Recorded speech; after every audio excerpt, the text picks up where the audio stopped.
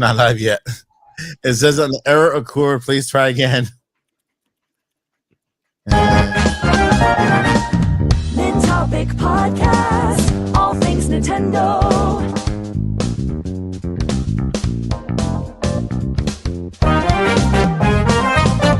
Yeah! I open up! FBI, open up! I'm so glad you made it. All right, welcome. Start your weekend. Now take a deep breath and let go.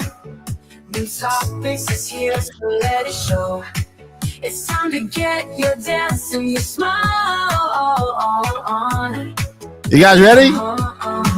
I'm Yeah. happy with Nintopics Podcast. I feel like dancing with Nintopics Podcast. It's been a hard week. Tell me about it. But I feel better now. It's time to flow with the Nintopics Podcast. 1, 2, 3, 4.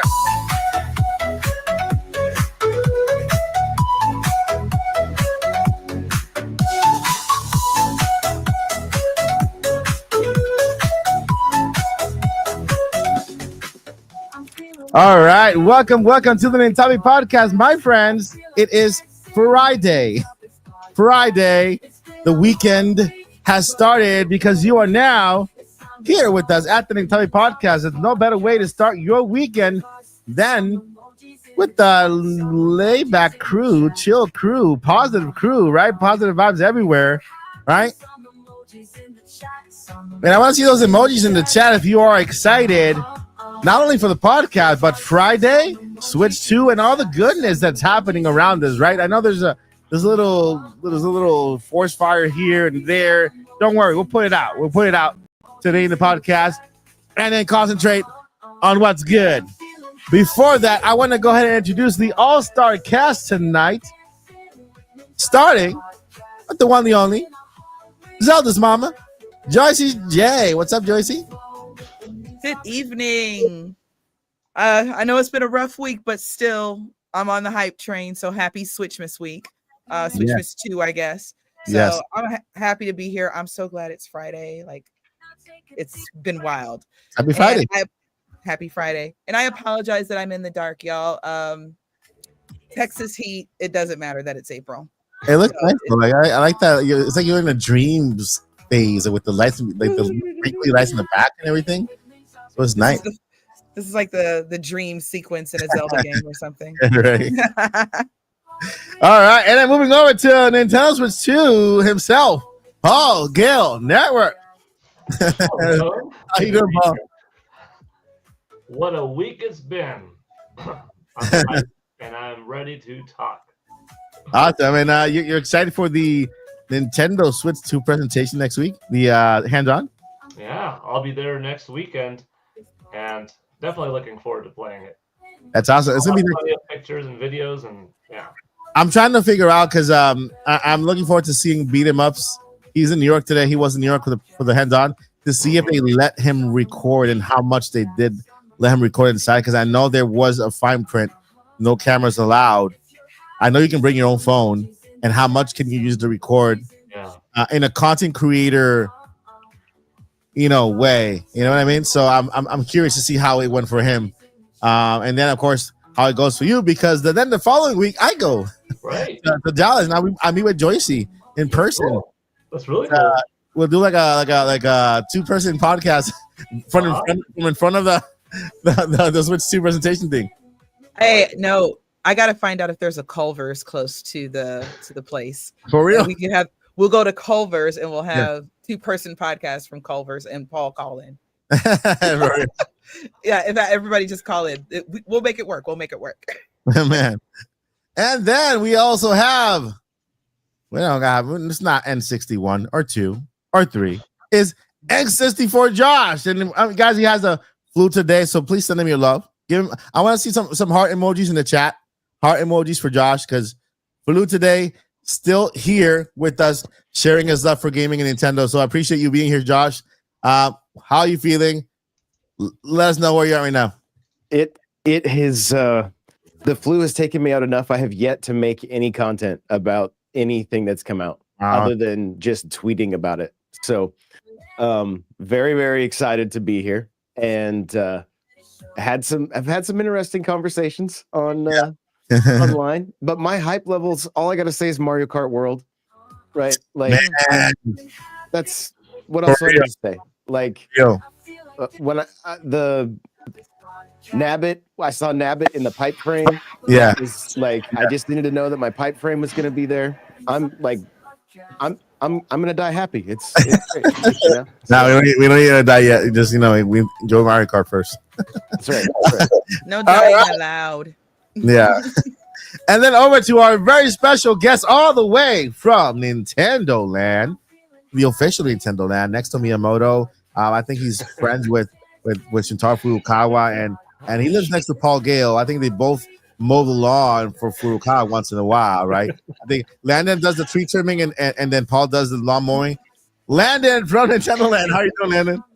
I'm riding the hype. I am doing great. It's Mario Kart time again. After 11 years of Mario Kart 8, it's time to move on. So I'm doing great. I'm happy to be here. It's a lot to talk about. Thank you so much for being here, man. I appreciate it so much. We always enjoy when Landon is over, and then he shows his Nintendo love and his insight with all of us. So thank you so much for being here. We have a really good podcast tonight. Yes, guys, we are going to be covering the crisis, ups and the downs. I'm gonna say Nintendo crisis, because when I say Nintendo crisis with my little, it's because that was the phrase Nintendo crisis was dubbed by Nintendo ex-employees. We'll be talking about that in a little bit and show a little clip of what the insight they shared with us, because it's very, very valuable. I guess you guys all know them. Their names are Kit and Krista. They released a video kind of explaining the situation that's going on with Nintendo at the moment. We're going to go over it. No need to spam the chat or drop the price, because we got no power over that. All right. But we'll be going over the topic again, as you can see down in the ticker, right? You guys liked the ticker today earlier in the stream. The ticker says non-political discussion on Nintendo Switch 2 crisis. We'll go over it. Thoughts and solutions, because we're all about solutions, right? We're not going to just point fingers of what's going on. We're going to talk about what can they do to kind of ease fans up, and then we can focus on what matters, Nintendo Switch 2 greatness. And then we'll go into Switch 2 hype on the podcast. We'll be under 2 hours today for the entire podcast. So just to let you guys know ahead of time. All right, without further ado, let's go ahead and start the podcast.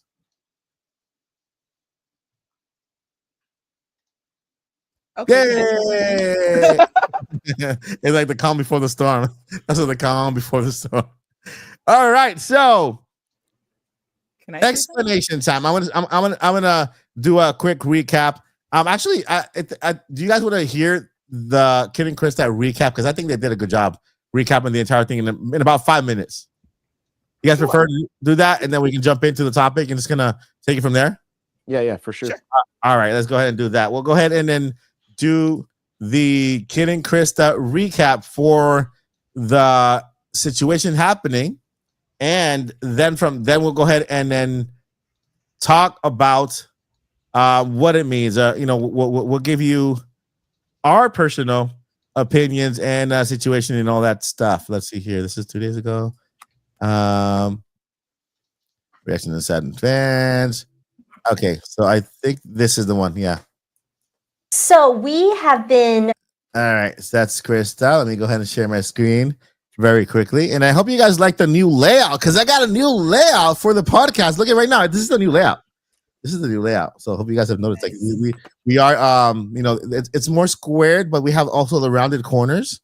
And whenever I share my screen, we have another layout here. Let's see. Did it work? It didn't work. It didn't work. I think I have to do this. Was it this one? Let's watch. No, that's not it. Is it this one? There we go. That is it. See how you guys like it? Right? Well done.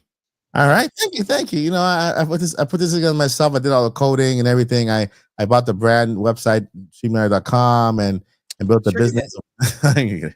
We totally believe that. All of it. Wait, this is not even. I'm sharing the wrong page too. It's supposed to be the Kid and Krista live stream. Okay, so just can you guys look at it now? Is it showing? Okay. Now we see it. All right. So just a disclaimer before the podcast, right? Just a disclaimer before we get into this topic. Just like it says below, at no point here are we going to make any political comments. We're not going to go into the political side of things. We're going to take to all gaming stuff, right? It's going to be straight gaming. I know there's a lot of world issues that affect the gaming world itself, but we're going to try our best not to mix the world, because I know that everybody has their own opinion, and we truly as a podcast value everyone, right? We're not on that train like if you're wrong I'm right, we're wrong, anyway. We're not on that train. We're here to create a good time with you guys, keep everything cool, relaxed, and chill. And yeah, nothing political will be no political commentating or questions answered on the podcast. So everything directly to Nintendo and what Nintendo could do, and progress, positivity, and kindness between each other, right?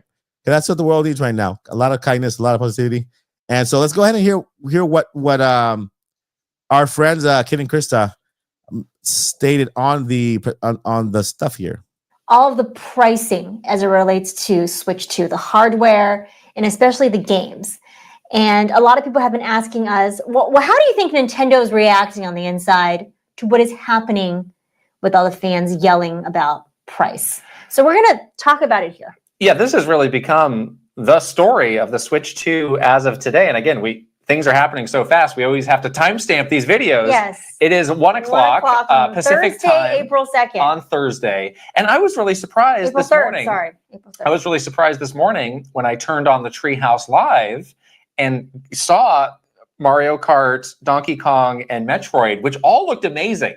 But every comment in the chat was drop the price. All caps, drop the price. The whole duration of the Treehouse Live. And I thought, maybe they'll do this for a little bit and then you can shift the conversation back to how great these games look, whatever. But no, for the duration of the entire stream, that was it. Right. And it felt like yesterday this conversation was sort of bubbling up and people were starting to understand the full pricing plan because it was confusing. Yeah. And it just exploded today of really people being really unhappy about this. And I don't want to try and blow things out of proportion, but this does feel like a true crisis moment for Nintendo. It does. And it's the thing that you don't want to happen when you reveal. If you want to learn how to edit really well from professional. Come on. Who puts an ad in the middle of such an important where in new games you want people to focus on the cool things that you're showing about Switch 2, the cool things you're showing about all these games, and it becomes a crisis when everyone's attention is on this whole other thing and it's giving it a very negative spin. So we're going to talk about sort of what happened. We're going to talk about what Nintendo is likely doing right now inside the company as they wrap their heads around this becoming a real crisis, and what could possibly happen next. So I guess let's just recap because it's a little confusing. Real fast, we'll go through what's already happened. How did this happen? How did we get to today? Yes. So the Switch 2 Direct happened yesterday. Any pricing information was notably omitted. Correct. Some of it appeared later in a press release. Some of it appeared later on the Nintendo.com site. Some of it appeared later on retailers. It was all over the place. There was no one clean place to get pricing information. But as people started to piece it together, it's like, oh, this is a very expensive proposition in terms of hardware, games, accessories, you name it. Yeah. So obviously it was intentionally omitted from the Direct for a reason, but handled poorly in terms of the information being in all these different places, and you're expecting the fans or the consumer to piece it all together. And it just shows some disrespect to the consumer, where it's Exactly. like, oh, you just saw the direct, you're so excited, you're just going to throw your money at us blindly. You're not going to even ask the question of how much it costs because you're so excited, aren't you? Yeah, it's a little bit like degrading almost Right. to the intelligence of the consumer. Right, but no, like that is part of the normal shopping process of, oh, I'm interested in something. How much does it cost? Right. And now I've had to do all this legwork to piece it together. And guess what? Now I'm mad. And it's expensive. Yes. Oh my gosh, it's expensive. And you made me do this. And I'm doubly mad. I'm very mad. Yes. So I think there is a little bit of sticker shock around, the $450 price tag for Switch 2, but there is conversation around the hardware price itself, talking about how, in 2025, looking at some of the comparisons, looking at some of the prices, thinking about inflation, thinking about these kinds of things, maybe we can stomach the $450 hardware. This is always price what tag. happens. It's like, well, here's the actual price of every piece of hardware Right. after inflation, and maybe it's not so bad, but kind of making things very murky in the hardware sense is like this week has been all these talk about tariffs and Mhm. oh my gosh, the tariffs, how many percent? And specifically talking about a tariff going to Vietnam and China where the Switch 2 is being made. Right. So there's a lot of uncertainty. I've yet to find the very clear explanation I of don't think there is one. what is the impact on this device. Is this device about to go from $450 to $700? Yeah. Nobody really knows that. So there's Right. just a sense of anxiety of, oh my gosh, this thing that is already expensive is going to be so far out of reach for most people. Right. That's one part of it. Yeah. Then there's the software angle, That's the one part that I think people are even more mad Yes, about. is yes. The software which angle. again, I think the single most shocking thing out of this whole conversation is Mario Kart World coming in at $80, which is obviously a lot more than Nintendo has ever charged for a game. That's more Right. than Sony charges for the latest great God of War, Naughty Dog, like all of Yeah. their AAA prestige very, titles. very expensive, very prestigious titles. It's like, no, we're going above and beyond that. And that is a truly shocking and unexpected thing that, again, they just buried information-wise after the direct. Yeah, that wasn't even in the press release. No. That was actually buried on the website for the Right. game. And you have to scroll all the way down, past all of their great trailers, past all the things they want to like market to you about what is great about this Right. game. And then you kind of feel like, oh my goodness, are you burying this price? Yeah. Because it's high? Right. So those are the things we know. And then there's slowly been information, trickling out, like these Switch 2 edition games. Like it Mhm. sounds like if you want to get a physical edition of the Kirby, plus that expansion, that's going to be $80, or the Yes. physical version of the Zelda games on Switch 2. Wait, those are $80 too. But meanwhile, there's still things that we don't know. Like Right. how much is the welcome game that should be a pack-in? The tech demo? That's welcome paid, game? but Yeah. we still don't know yet how much. So it's a Right. very murky situation. Murky.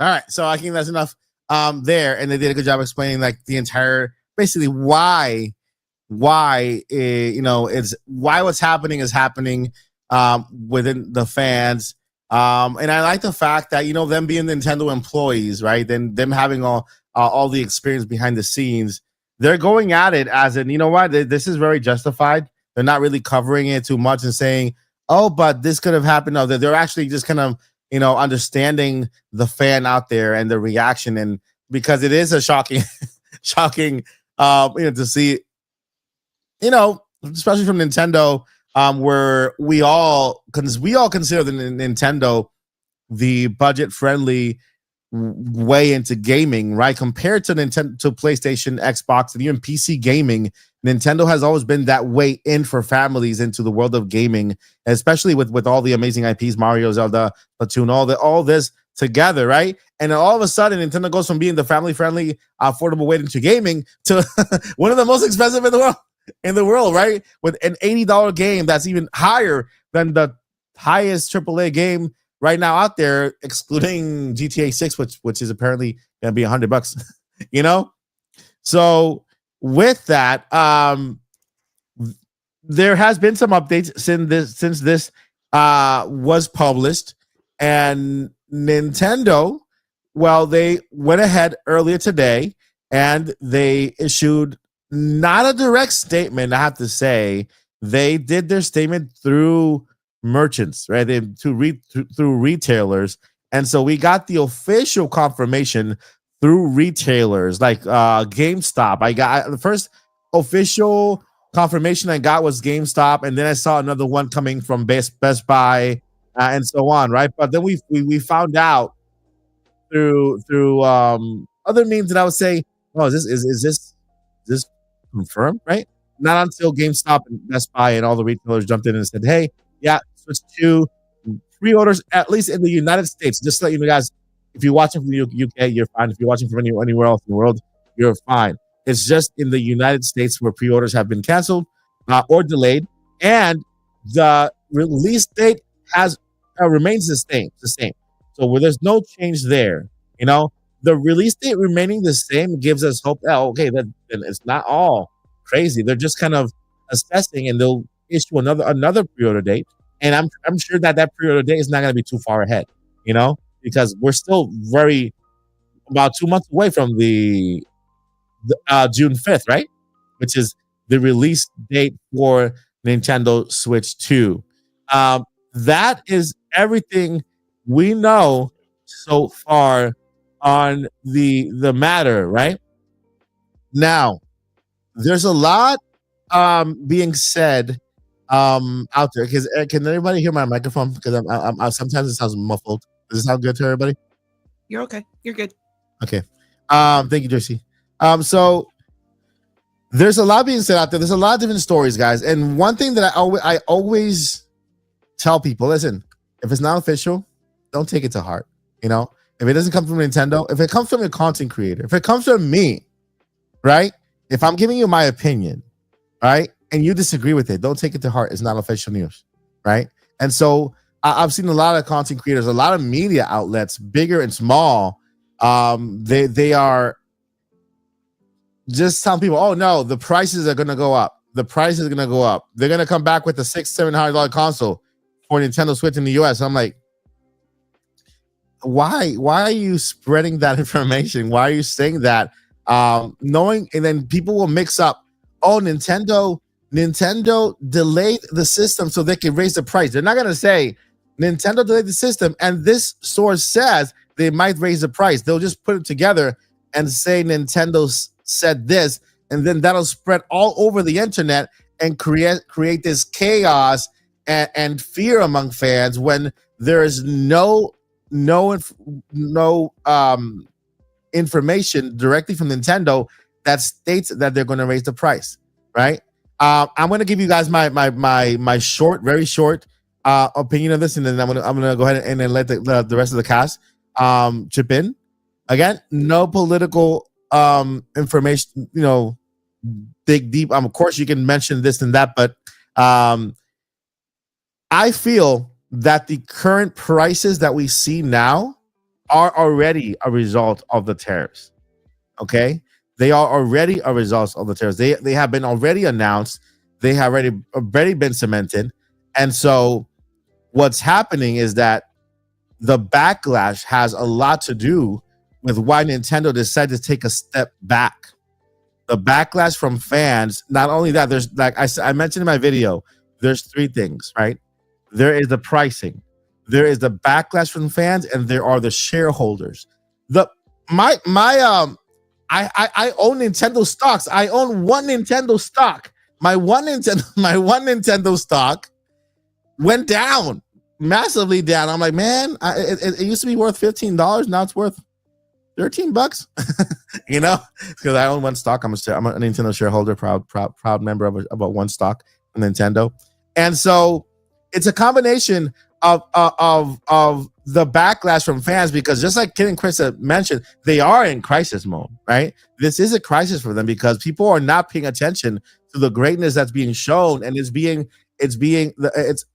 the price and all the drama is overshadowing what they want us to see, right? A lot of us gamers, we're focused on the games we know, like us on the cast, we know what's being presented, but the general consumers out there are distracted by what's happening and not paying attention to that which could affect the sales. So in my personal opinion, again, this is an opinion, don't take it to heart, I think Nintendo, the current pricing was already affected by the tariffs. They're taking a step back. Okay, if they are taking a step back because of the backlash, because of shareholders, of the share price going down, right? Because of the price being high, they cannot be taking a step back to raise the prices.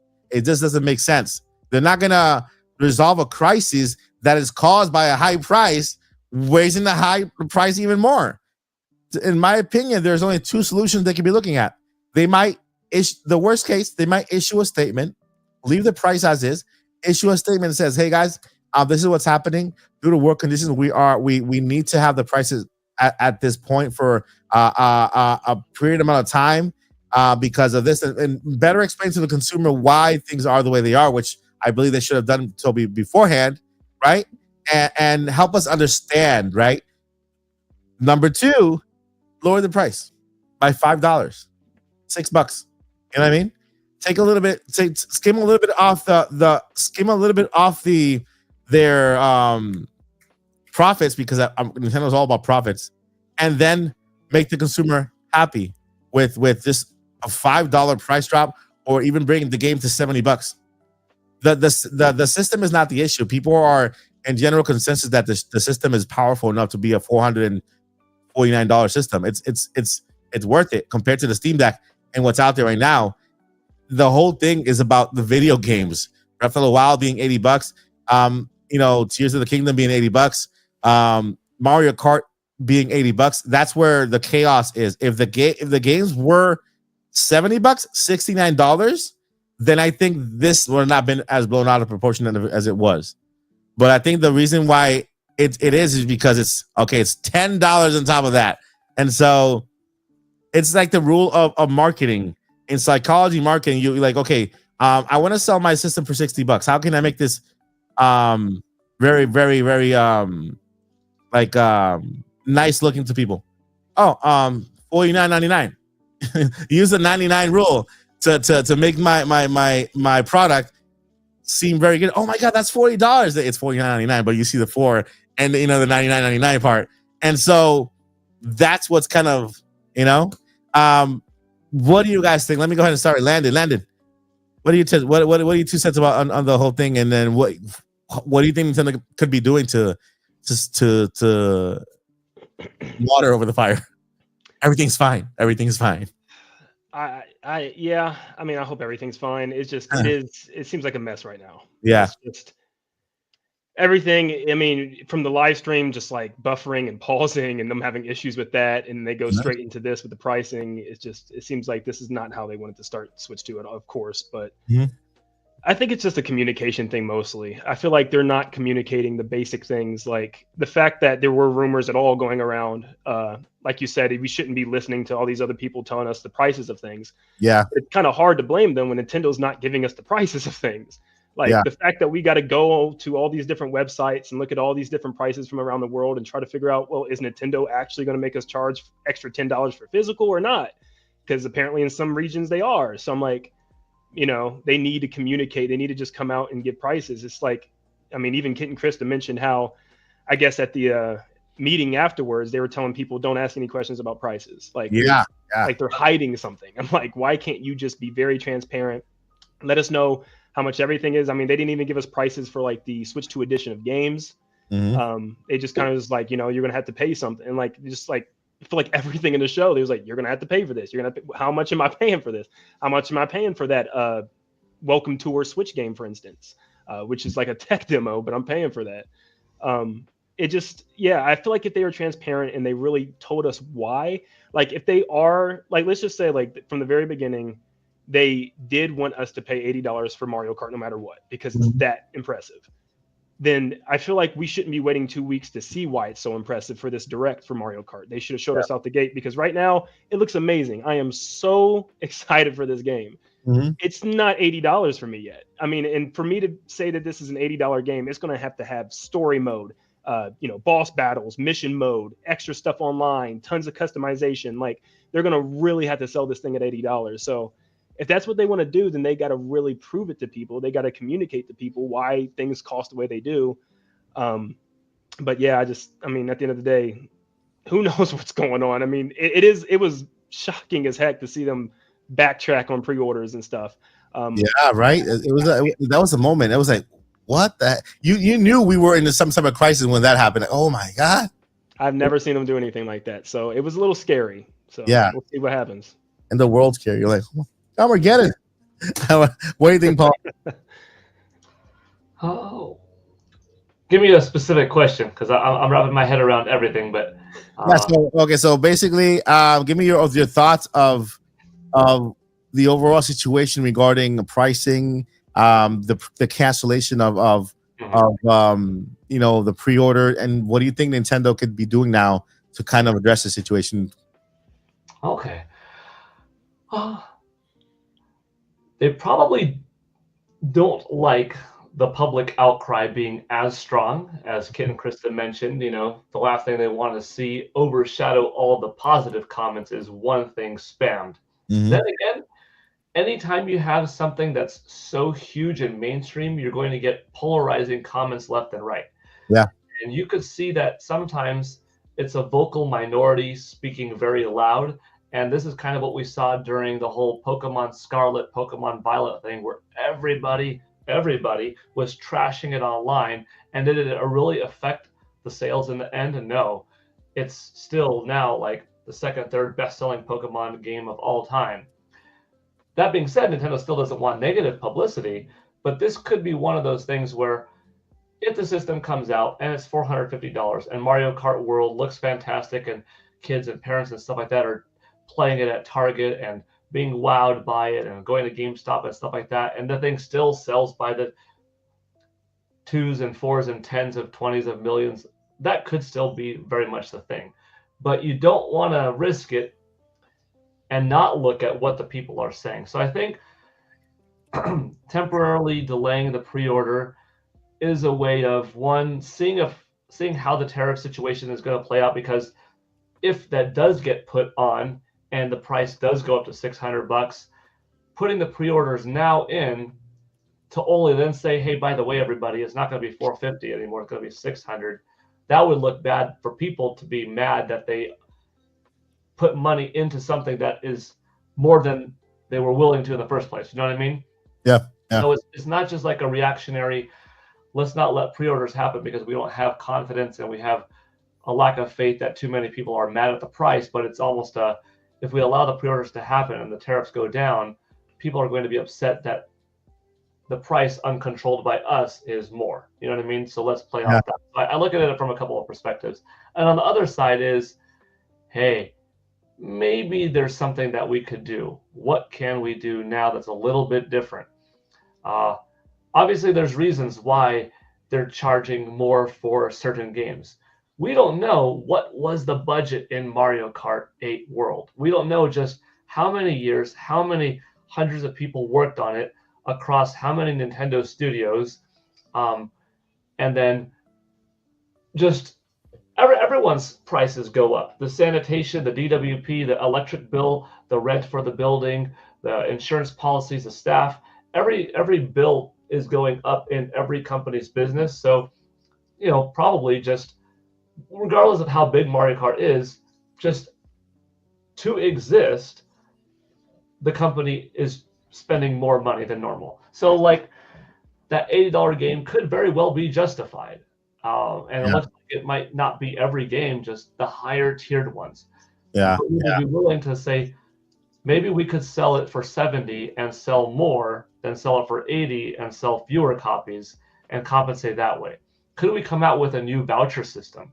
Could they say, Nintendo Switch 2, these are still the prices, but now there will be a payment system in place, that you can buy it and kind of like an Apple-esque pay every month for your iPhone over 24 months. Yeah. Pay for your Nintendo Switch 2 over 12 months, some kind of designated program. That might be too difficult to implement now, but it's hard to see what the reaction will be. I think things are going to be fine overall. I mean, we don't know, like the tariff situation, will it exactly happen or not? Will Nintendo be able to allocate and go from a different country instead of China, this and that? But somebody just shared some information that I want to get your opinion on right now regarding that. So it looks like right now, Vietnam is on the table about the tariffs, and they're negotiating a 0% tariff. They're close to having a deal, and it looks like Japan is on the table right now with the United States as well to talk about a similar deal with 0 tariffs. So this could be a thing about, okay, we're negotiating, so let's step back. If we can secure that 0 tariffs percentage, then maybe we could actually restructure the pricing before we charge the consumers. What are your thoughts? Yeah, I think that's a good possibility, and that kind of goes back to, is this $450 price tag because Nintendo was anticipating the tariff being a thing, so this is kind of like rolled into it, or see, the other thing is, like you addressed it, or at least you triggered the thought. We don't know how much each system costs to manufacture. And Nintendo typically wants to make a little bit of a profit per system, whether it's $12, $17, $5, $28. They want to make a little bit of a profit per console.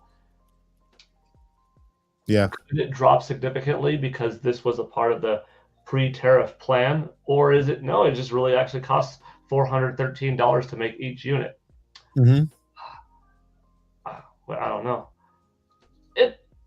It's going to be fine in the end for those that are willing to pay for high quality entertainment. Yeah.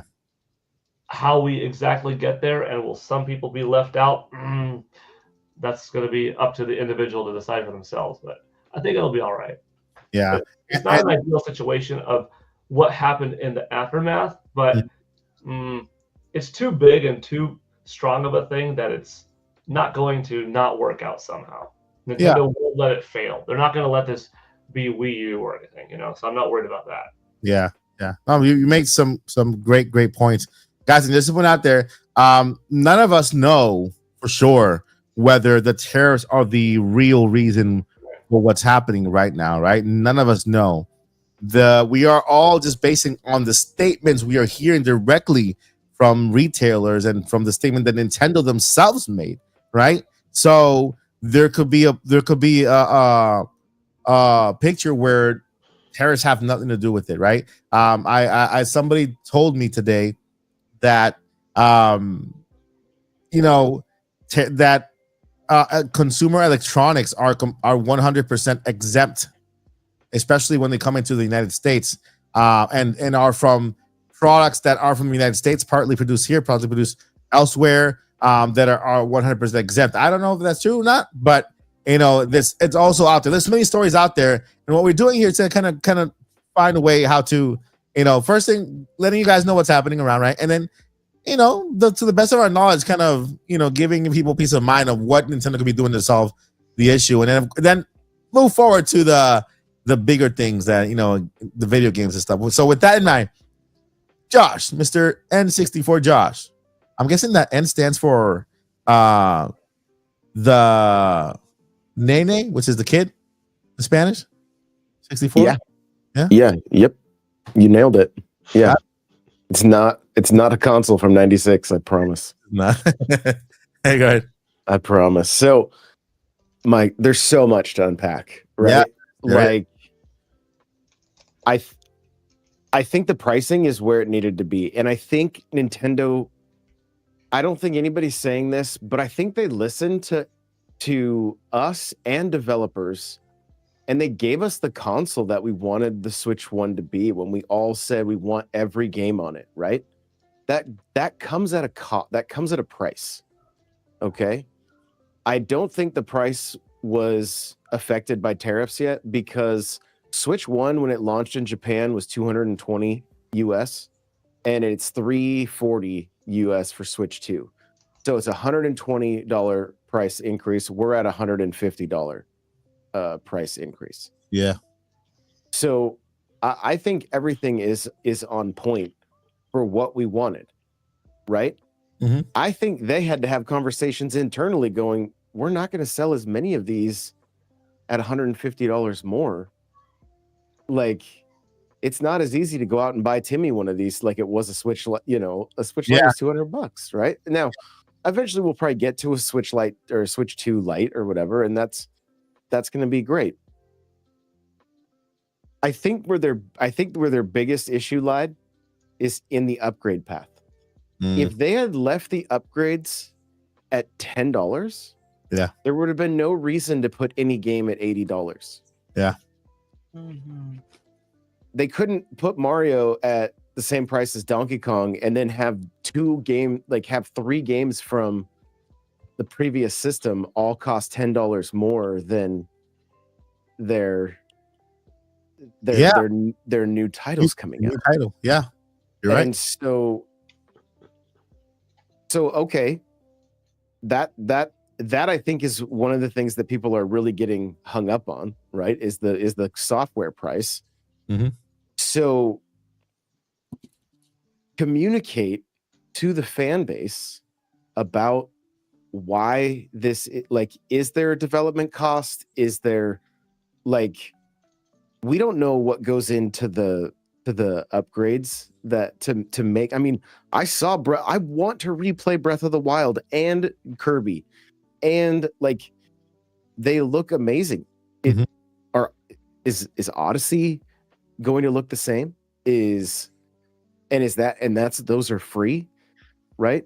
And so I think not communicating to us, everything spread like wildfire. Articles immediately went out saying physical games were $90. Oh yeah, that wasn't the fact either. That was like, it wasn't true. And they could have at least controlled the narrative by just like, I don't think we've ever seen this before. And so I love everything about Kit and Krista.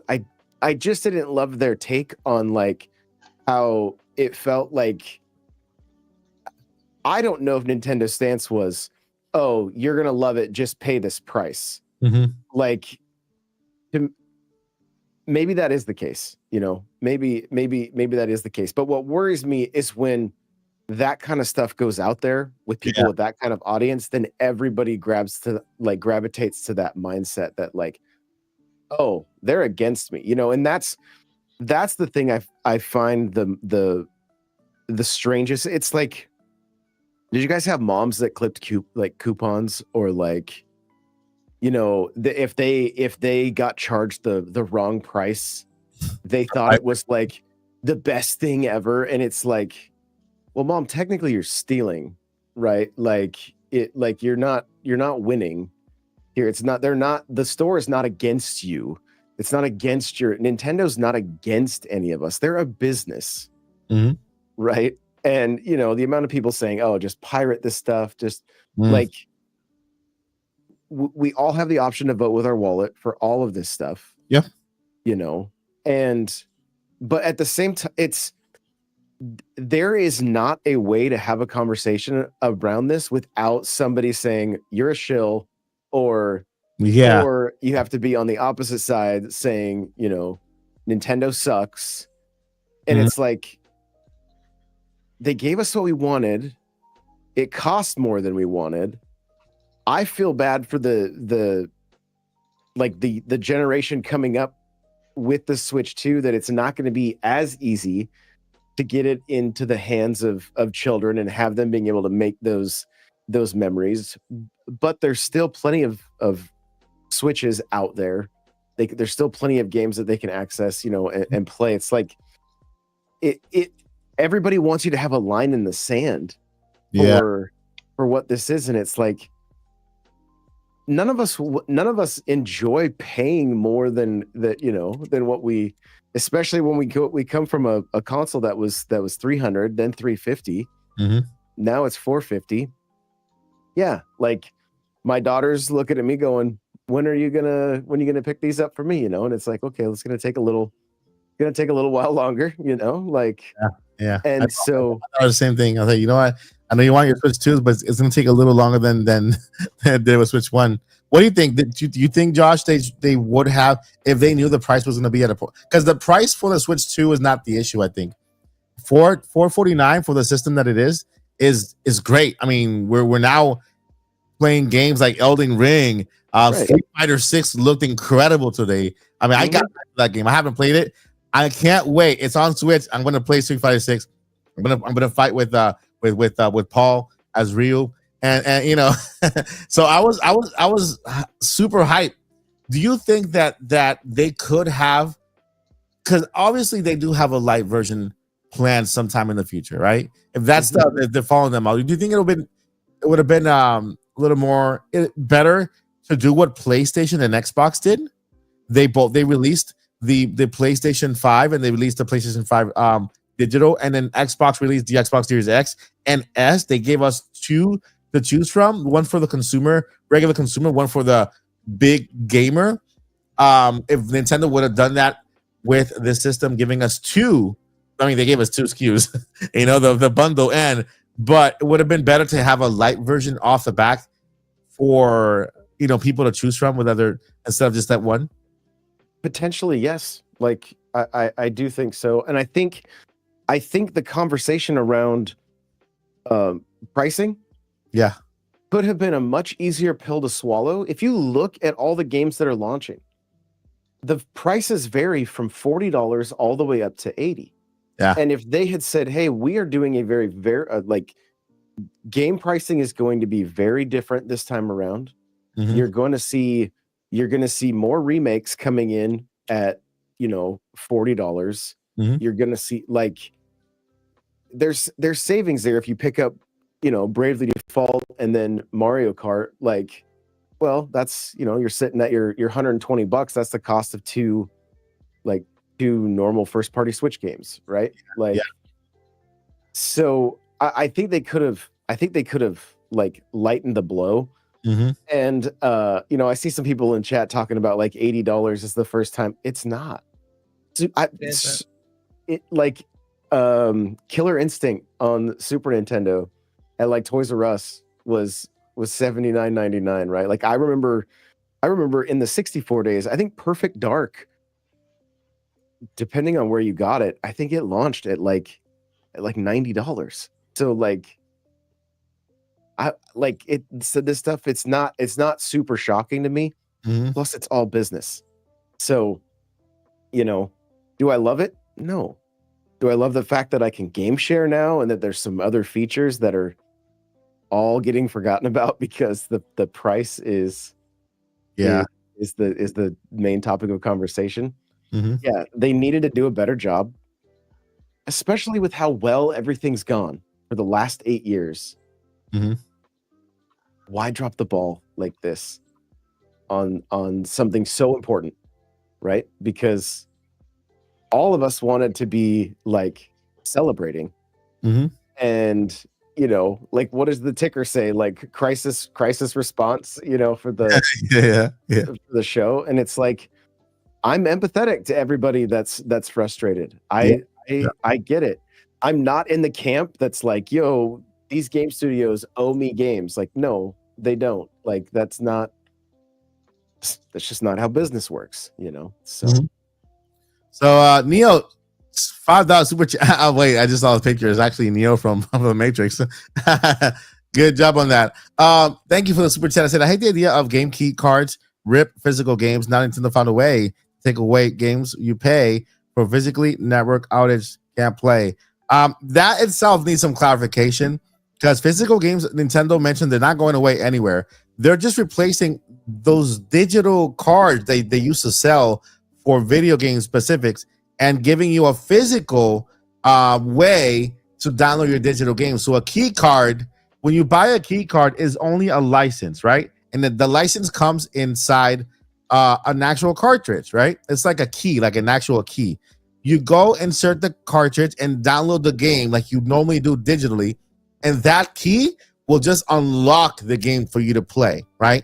So the key works doesn't work from the network.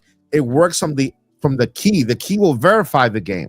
So you don't need to be online to verify the game. That key itself, the license, will verify your downloaded game and you can play it, right? This is just another way Nintendo is providing that is saying, hey, we want to make sure that even when you buy digital, you can buy and sell or trade your digital games, because all you have to do now is that same digital key card, you can give it to somebody else to trade it. I want to sell to Paul for $5. Here, Paul, take the key card, and then he can download the game on his Switch, a digital game, download it, take the key card, insert it, and play the game, right? And it's all digital. The physicality is not going away. They're just presenting, and at least they're actually thinking about ways to, it's a digital world. Add some physicality to it, right? Like add something that is still physical, something you can still buy that's tangible. It's still selling, and but I can empathize with what you're feeling, right? We are all going eventually. It's gonna be a digital future, right? It's what it is, right?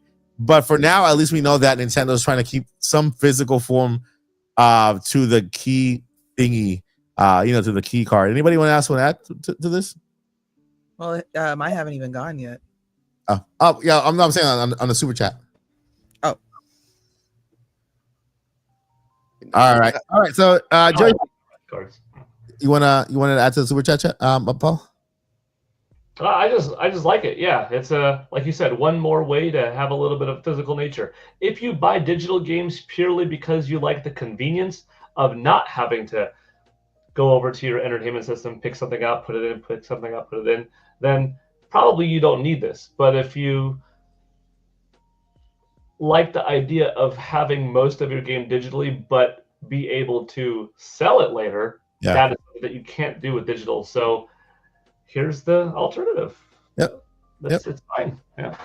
All right, Joey CJ. So the crisis, right? This is what Chris and Chris are calling it. Everything happening with the price point.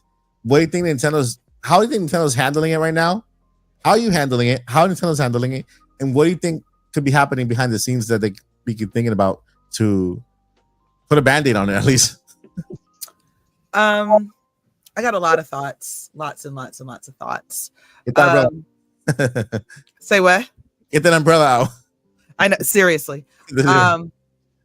So for one, as far as what Nintendo's doing internally, I'm not going to, of course, point the finger because there's plenty of blame to be shared, not on the gamers' part, but on World Events and Nintendo. Yeah. I kind of agree with what everybody already said. So inside Nintendo, because first of all, to touch on what Josh was saying, this is the system we asked for. Mm-hmm. We said we have to have more power. We've been crying for more power, or at least majority of us. So they give us more power. So I think with World Events and everything, I think that's what's kind of freaking them out. Like, okay, what do? We tried to work all of this in anticipation of World Events. So having said that, I know some people feel that it's a cash grab, that Nintendo is just trying to gouge prices. And I understand, because of the reputation that Nintendo, I believe, has been trying to shake is, you're just a kids company. You make kids games, you don't make powerful systems. That's not Nintendo's thing. And typically it isn't. But I think it's because of the major success of the Switch. They said, we found the winning formula. We're just going to put some extra bells and whistles on it, and it's going to cost more. Yep. Because that's what we asked for. Nobody blinks an eye when a PlayStation is $500. Mm-hmm. I think it's actually pretty reasonable. So there's all that. And we also know that we're going to get quality from Nintendo. Quality meaning that your stuff is at least going to work until your Joy-Cons don't, and then you have to send them in and they send you a new pack. Okay. Yeah. Okay. So having said that, everyone has every right to feel however you want to feel. Whether you care or don't care, whether it affects you or doesn't affect you, regardless of what your political beliefs are, we're all unified family, and as gamers, we're all gamer cousins here. Yep. I love that. What angers me, I think, the most is how much the basic cost of living is in the United States. Mm-hmm.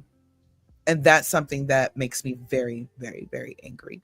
I think on some level, we can all agree it makes more sense. Cost of basic living should be reasonable or low. Entertainment should be high. It feels kind of almost like, I got to pay $80 for eggs, and I got to buy, $300 for a gallon of milk and everything else. I'm exaggerating, obviously, but we got to pay all these high prices just so I can make breakfast. And Now, when it rains, it pours. Now I got it just so I can have a little escapism. Now that's going to be a whole bunch of money. I feel y'all so much. And you have every right to feel that way. And you should feel that way. And no one should tell you to feel bad for feeling that way. Or if you're totally fine with it, you shouldn't feel bad for that either. Here's what it boils down to. This is a need. This is a want, not a need. No, I promise you, none of us will die if we do not get our hands on a video game console. Yep. I promise you, that's not going to be the cause of death. And because of that, you can decide. It boils down to one question: do you want to Switch 2? That's it. We don't have to. You don't have to question morals or politics or anything. Do you want one? And if the answer is yes, you don't have to justify it, feel any way about it, and then you decide on how you would like to obtain your console. This isn't. I'm not shilling for Nintendo or anything of that nature. This is unfortunately what we're looking at. I had anticipated the price was going to be really high. I had anticipated that I didn't anticipate $80 games, but I anticipated that things were going to be much higher, and I prepared for that. But again, I had to prepare for that. I've been saving since like the Switch Pro rumor days. So while I was shocked about $80 games, the rest of it didn't shock me as much.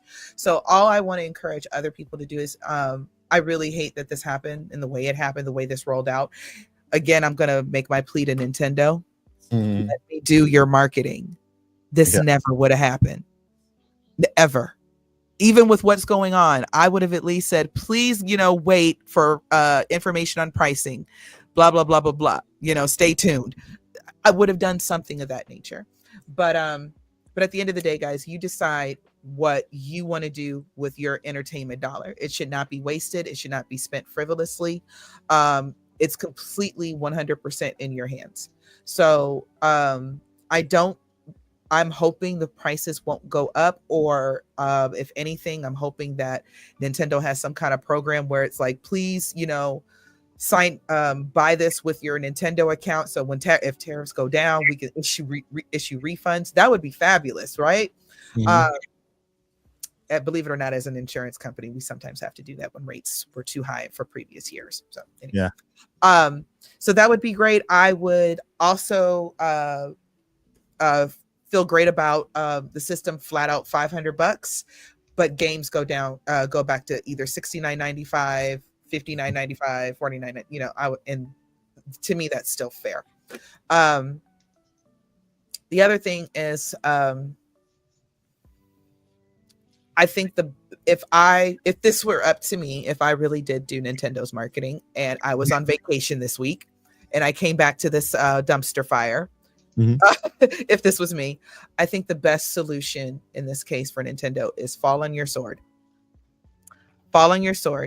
and let the consumers know we truly apologize for all of the miscommunication and non-communication during the Switch 2 reveal. We wanted this time to be special for our fans and new gamers alike. With constant changes in the market and in the world, we were unsure of not even we were unsure. We did not have a solid pricing down, and we should not have let this get out of hand. We will come out to you with pricing and the reason in a direct in a few days or something of that. Say something. Yeah. Okay? So because again, Nintendo, I'm going to say this to Nintendo. You have everything to lose. We don't lose anything. So that's another thing to think about, guys. You don't lose really anything. You may not be able to get the system the day you want, or the game, or a certain game at the time you want, because we're going to have to rebudget all of this, obviously. But Nintendo built up too much hype over years and did a lot of more smart things, if you will. They made a lot more smart decisions. Not all of them were the greatest, but a lot smarter decisions to let all this just fall this hard.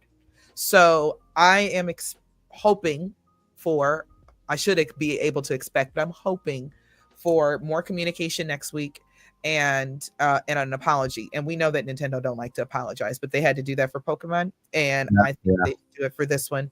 And because you fall on your sword and make that little tech demo game, pack that in. Okay. and let it be For real. something that we can download. There's your apology, and we're all back in love, and everybody's back on the hype train, and not just me. Yeah.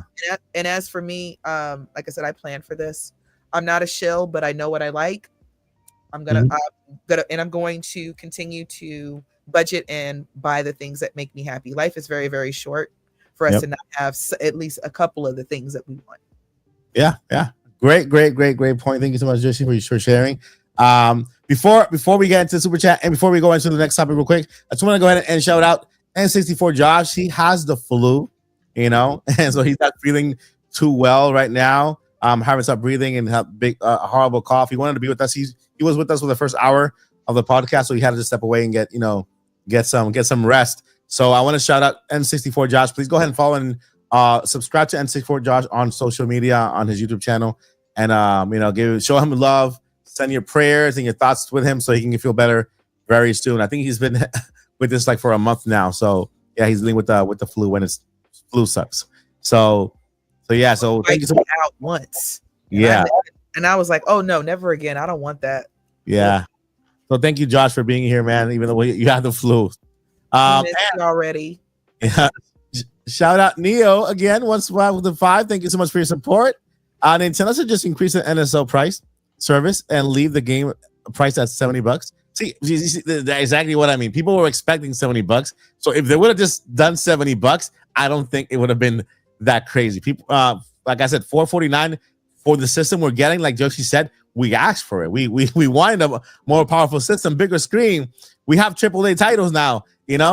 I don't mind paying more for online for cheaper games. That's a great point. Step back, allocate to see where we can rearrange our pricing so that the company as a whole can still be productive and so I actually like that there. Thank you guys. Thank you so much for the super chat one more time. And with that, let's go ahead and jump in really quickly to a recap of the Nintendo Switch 2 Direct, right? And so I'm going to go ahead and share here. The star of the show is this man. The fro is legendary. Okay. When I don't straighten my hair, that is what my hair looks like. Bob Ross has returned to us, and we are extremely happy. The chat during the presentation today cannot stop talking about it, cannot stop loving. This guy should be the face of Nintendo Treehouse. We should get plushies. We should get plushies and everything, right? Look, people like Bob Ross, we love you. So I mean, not only does he look like Bob Ross, but you also have that calm demeanor of him. I mean, the cool energy that he was letting out during the presentation. So it was really cool. And so let me go ahead and just click play here, because why are we getting an ad for Nintendo inside of Nintendo ad? Doesn't make sense. An ad for Nintendo inside of Nintendo ad. Double advertisements. Save So with that, I want to go ahead and send it over to the great Paul Gill Network. Paul, what are your first thoughts on this incredible game that we still don't know everything about yet? Mario Kart World itself looked and still looks amazing, and continuously is looking better and better. Yeah. I think the game is so fresh, so big. It looks so ambitious. Everything from the colors to how fast it is, the increased polygon count, the facial features, how much there seemingly is to do, how expansive it is, the online play, the weapons, the ability to go everywhere. On one of these podcasts, I made a thought a long time ago, like, what if the next Mario game was so big that the next Mario game was Mario and Mario Kart in one, like where you ran around as Mario going through platforming and all that stuff in this giant world, and you found an area which then you would race in and stuff. But that was like, that sounds like a little bit too big, because then you couldn't sell a Mario game and a Mario Kart game, right? But like, that would be kind of like emulating the Mario movie. This is grand big universe, and then the Mario Kart is a portion in it.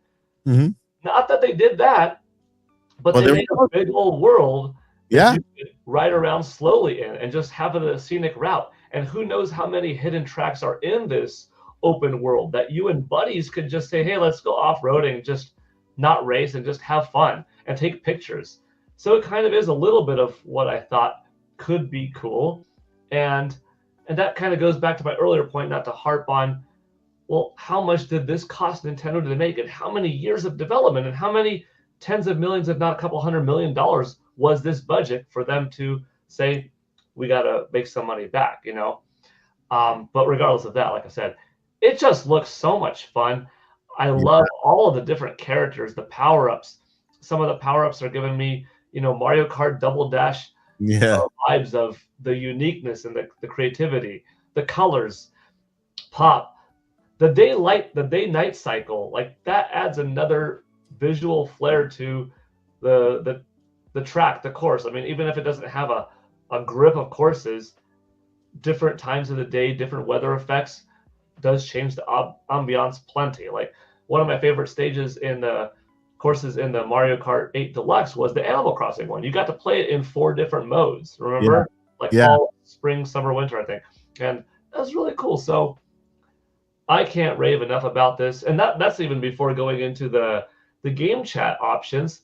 I think that's just cool. That's a neat Nintendo way of doing things. And that's replicating couch co-op that a lot of us had back in the day with our buddies from our neighborhood or school or whatever. And like, yeah, you could FaceTime with friends, you could Zoom and Discord with friends, but like, there is something different to having it on the system or adjacent with this, you know, game chat camera. I think it's cool. Looks like we're going to have cart customization, costumes per character.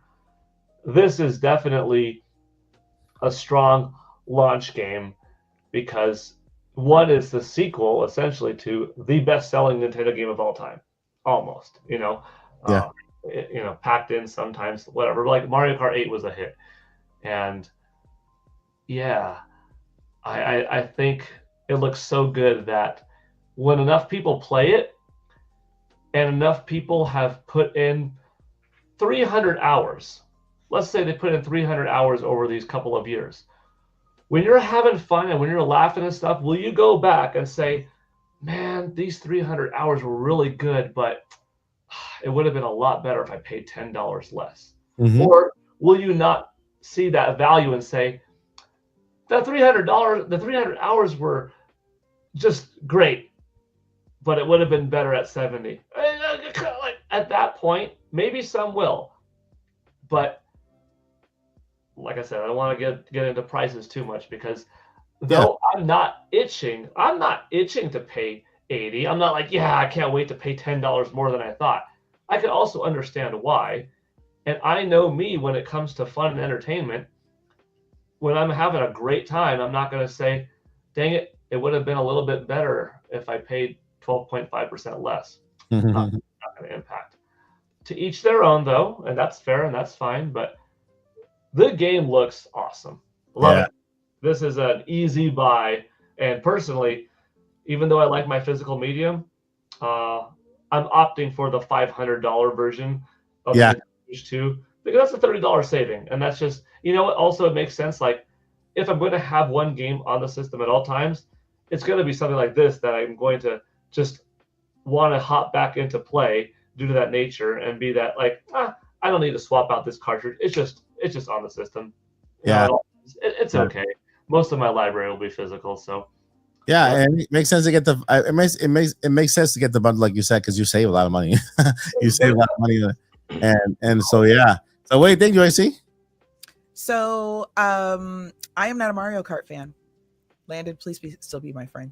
I'm a Splatoon girl. You know, I get off of a hard day's work of explaining, you know, professional liability, and I want to, you know, shoot paint at things. Mm-hmm. However, we can't deny this looks absolutely gorgeous. This looks like fun. In fact, from now on, all of our behind the scenes like podcast meetings are going to be done in Mario Kart World from now on. Oh, yeah. That's how we're going to make decisions, Mike. When we disagree on something and we need like a deciding factor, this is how we're going to settle things. Yeah. There you go. Now, I love that you said about Splatoon because that's a super incredibly colorful game, right? Mm-hmm. How this game looks. How much more excited are you for Splatoon 4? I was always hyped. I never got off the hype train. I've been on the hype train since the NX days. I never got off. That's why I always have to clean the hype train after every single time. But seriously, the colors pop so well. I'm really excited to see online because it will give me an idea of what Splatoon is going to Yeah, good point. And also I believe now y'all forgive me, as much as I play Splatoon, I play specifically for the online. I really don't play for the story, even though I know from what I've heard in Splatoon, you know, communities, the story's great and there's a lot of lore and everything. So I'm anticipating there's going to be some serious changes in Splatoon 4 because 3 and 2, Splatoon 2 and 3 are entirely too similar. Not bad, it's just too similar. Yeah, I agree. And it's kind of like, okay, and I understand why it's similar, but next time switch it up a little bit. It doesn't mean we have to change the basic function, but switch it up a little bit. But Mario Kart looks amazing. This every generation, I've told you guys this before, since SNES, oh, it's never going to look any better than this. And then the N64 days, it's never going to look any better than this. Wii and Wii U, oh, nothing's ever going to look better. Okay, so I'm going to stop saying that now. Yes, I feel the same way. So, and I will be getting the bundle as well because I'm like, well, wait a minute, I get an $80 game basically for $50, and I need the system anyway. I'm gonna get that. I'm gonna do that. Exactly. I'm with you because I'm like, man, Mario Kart 8 Deluxe looks fantastic. How are they gonna improve it? They're like, okay, I'll be quiet now. It's true. And I'm sorry, real quick, I have to say this. I know we're not there yet, but I have to say this. I will be getting Breath of the Wild and Tears of the Kingdom 4K physical edition because, and I want to tell y'all right now, I already have. Mike, you even teased me about how many copies of each of those games I have. Yeah. Okay? Tease me about that. And I still have some of those copies that aren't open. I haven't even opened my special edition ones, and I'm still going to get the special edition version for Switch 2. So they're coming physically too? Yeah. Oh, you can choose. No, but if you're an NSO member, you can get the upgrades, I think, for like $10, and you can start the game over in a brand new save file. What I am doing is not reasonable behavior. Okay. I'm getting it because I am a Zelda fan, and that's just how I do things. Y'all remember, I'm the same chick that bought a Zelda Lite, and I have not opened the box. Okay. We're in the same boat. I have it right there too. I haven't opened it yet. I'm buying it for collection purposes only. That is the only reason. But I'll be updating, and then I'm going to spend another $10 because then I'm just going to update the games I already have. So this is now. See, guys, this is when it's not reasonable behavior. Okay, so I'm letting y'all know. I'm very aware of that. But Zelda. All right, so Landon, Mario Man here. Listen. We didn't get Mario. We didn't get a 3D Mario. I know it's out there, but we haven't seen it. How now with Mario Kart, with the absence of Mario from the presentation, because I was super shocked that it wasn't there too. I was looking forward to it, man. Like, and how does this game Mario Kart look to you? And seeing how the scope of this game and maybe hopefully what they show, right? What are your expectations for that 3D Mario? Well, I probably am when I finished the direct, I was actually more mixed with everything. Yeah. I think I was one of the few people that kind of was like, I was so excited about some things, but some things just left me really mixed. But yeah, I think I can confidently say like that was the best start to a direct I've seen in a while. This game looks amazing, dude.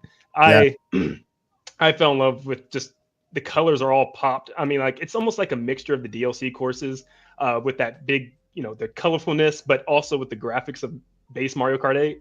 Yeah, and it just looks so good. I mean, it's a beautiful game. It's everything that I could have dreamed of. And then how much I talked to you right before the direct. How bad I want an open world Mario game. Kind of in a way getting that right now. For real.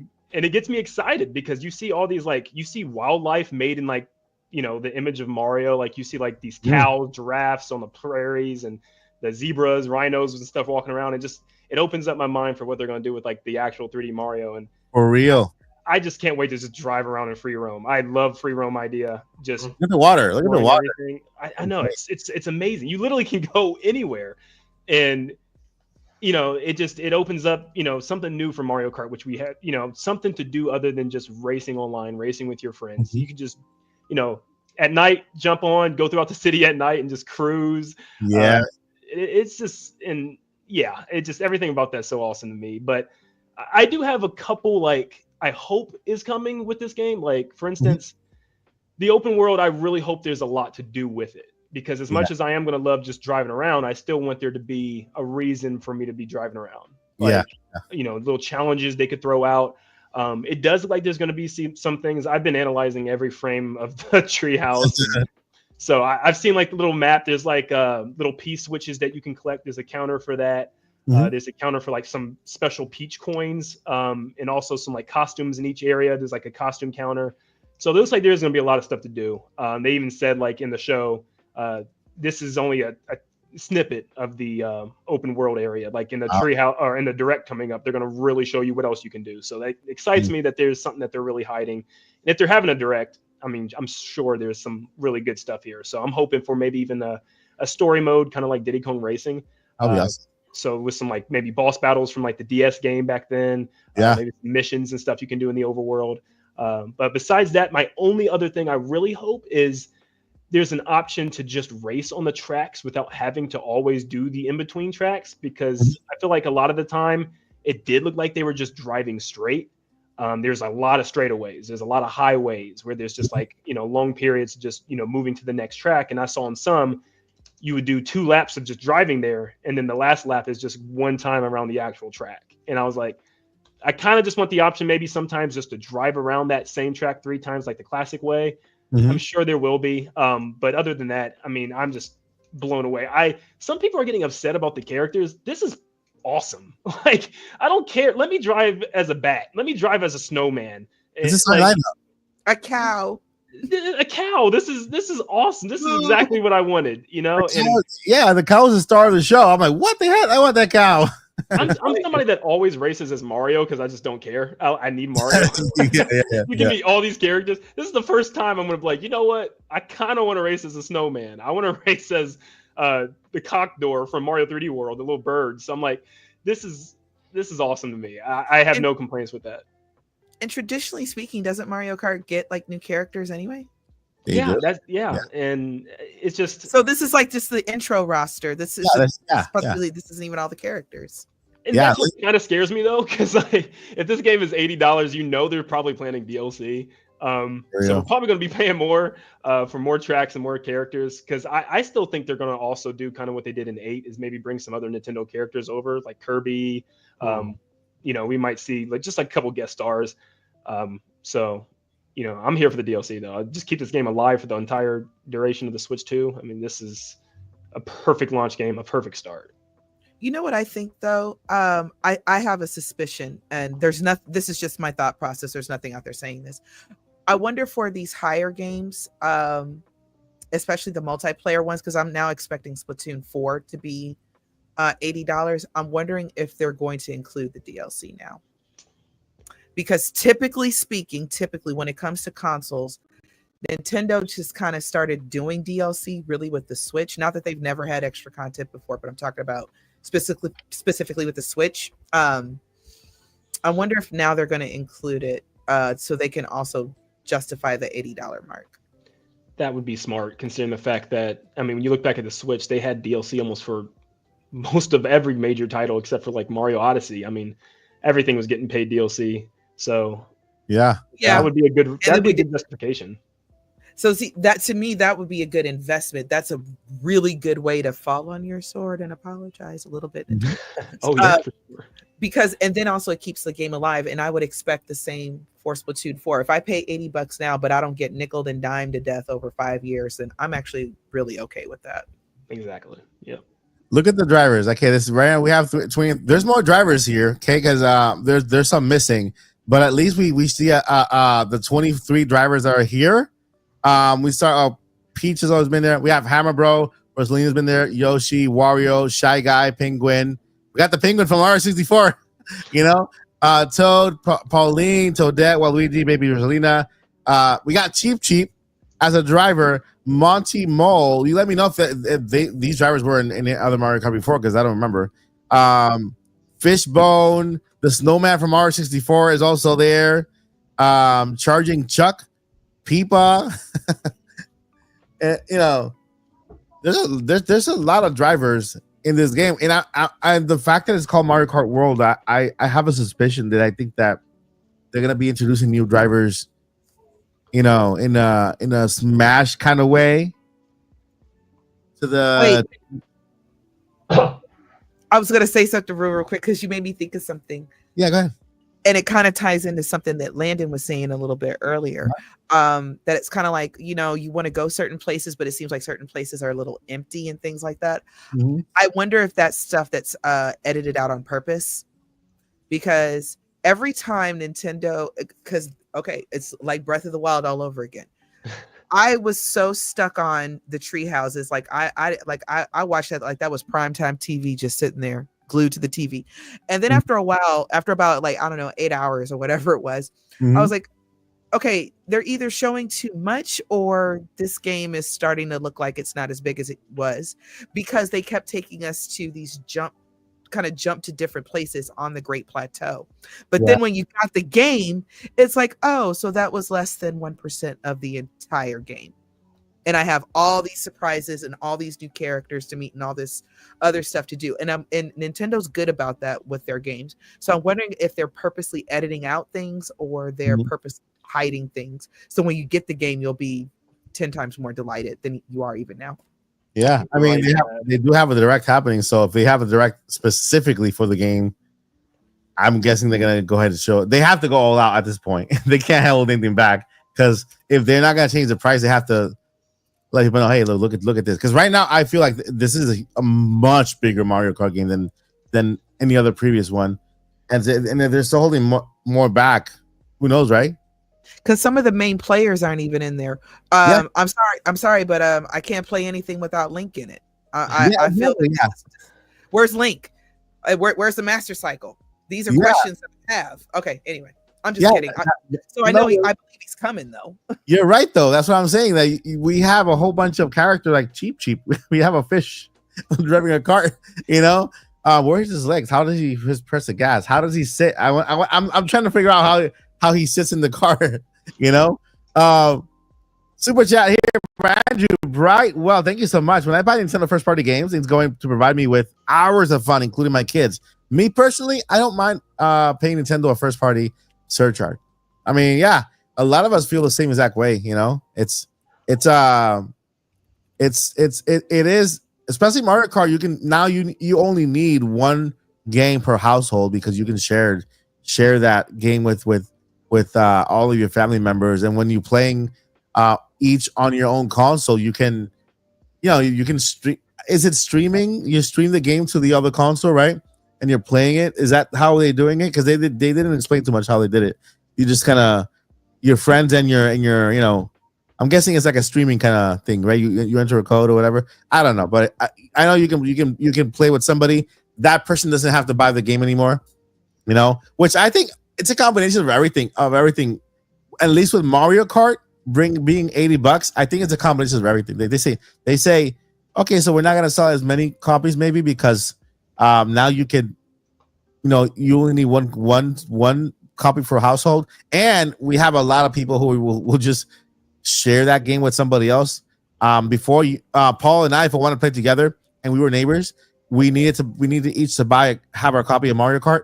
Now I can go to Paul's house, bring my Switch, and I can use his copy, and we can still play each on our Nintendo Switch systems. So that could be related to why the system, the price is what it is. But in any case, you 100% right. It's about the memories in the end, right? And Cosmic 23 199, thank you so much for that super chat. The Switch 2 will have a Piranha Plant camera. Yeah, you saw that, right? You guys saw that? Yes. Who's it made by? Who's it made by? I don't know. But yeah, it's gonna be cheaper than the camera from Nintendo. Same quality, and all that stuff. So yeah, just to let you guys know, Paul has to step out for just a minute. He'll be back later on. So just he'll be with us here.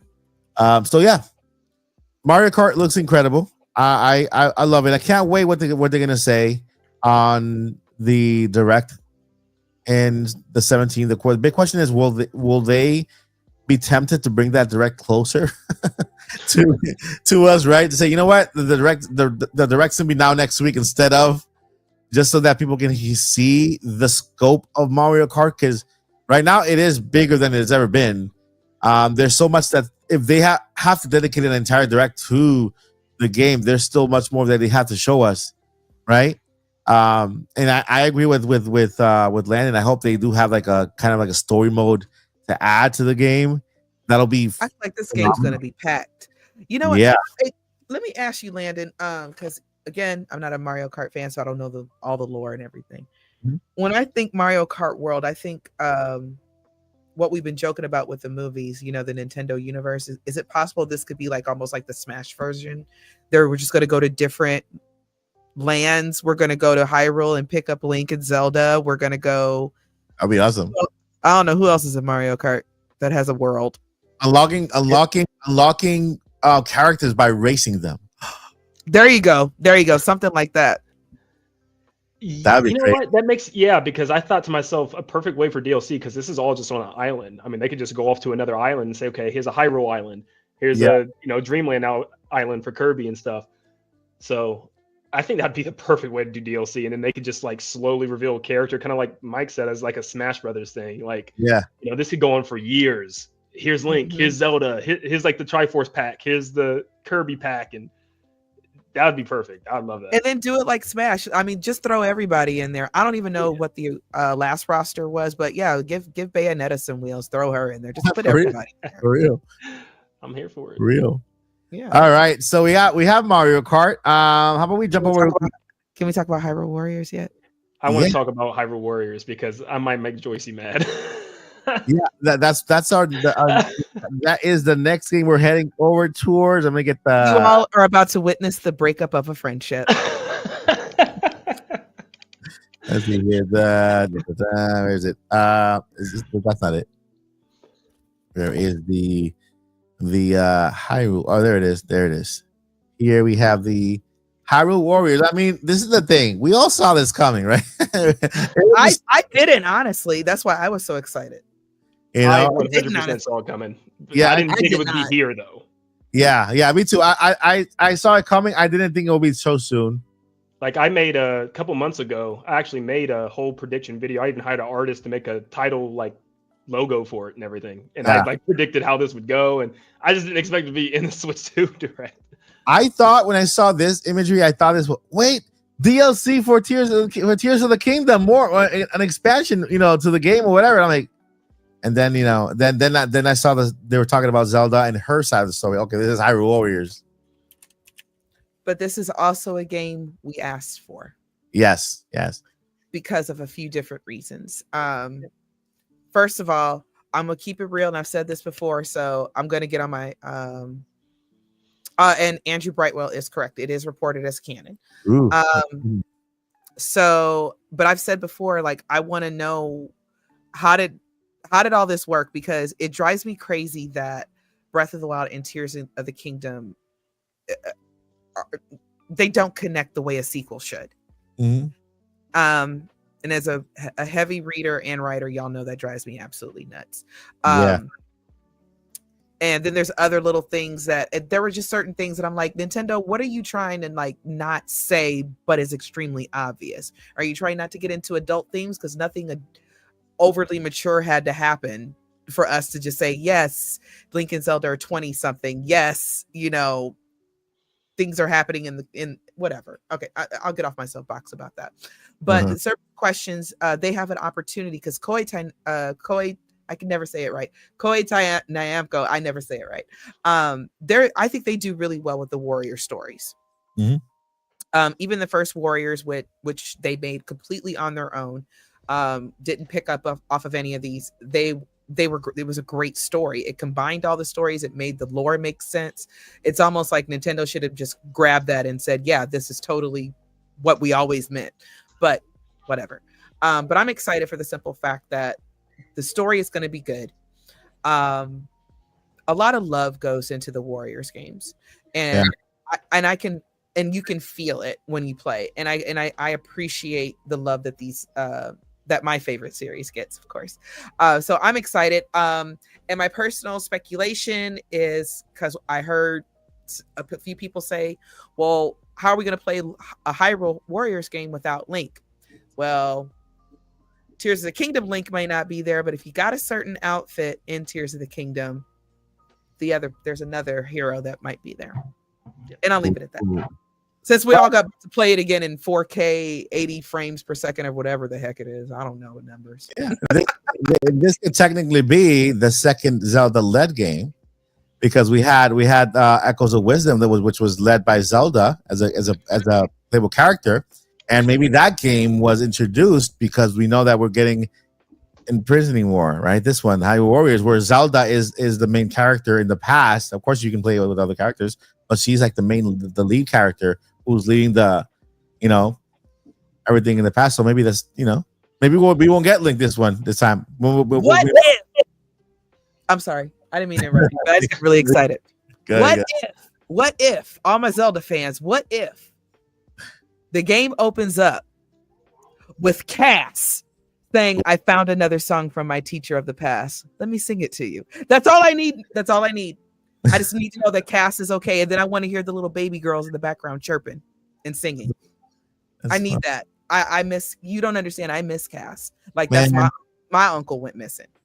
Well, hopefully we get to see the love story of Rauru and what's her name again? No, I just want to kill Ganon again. He's fun.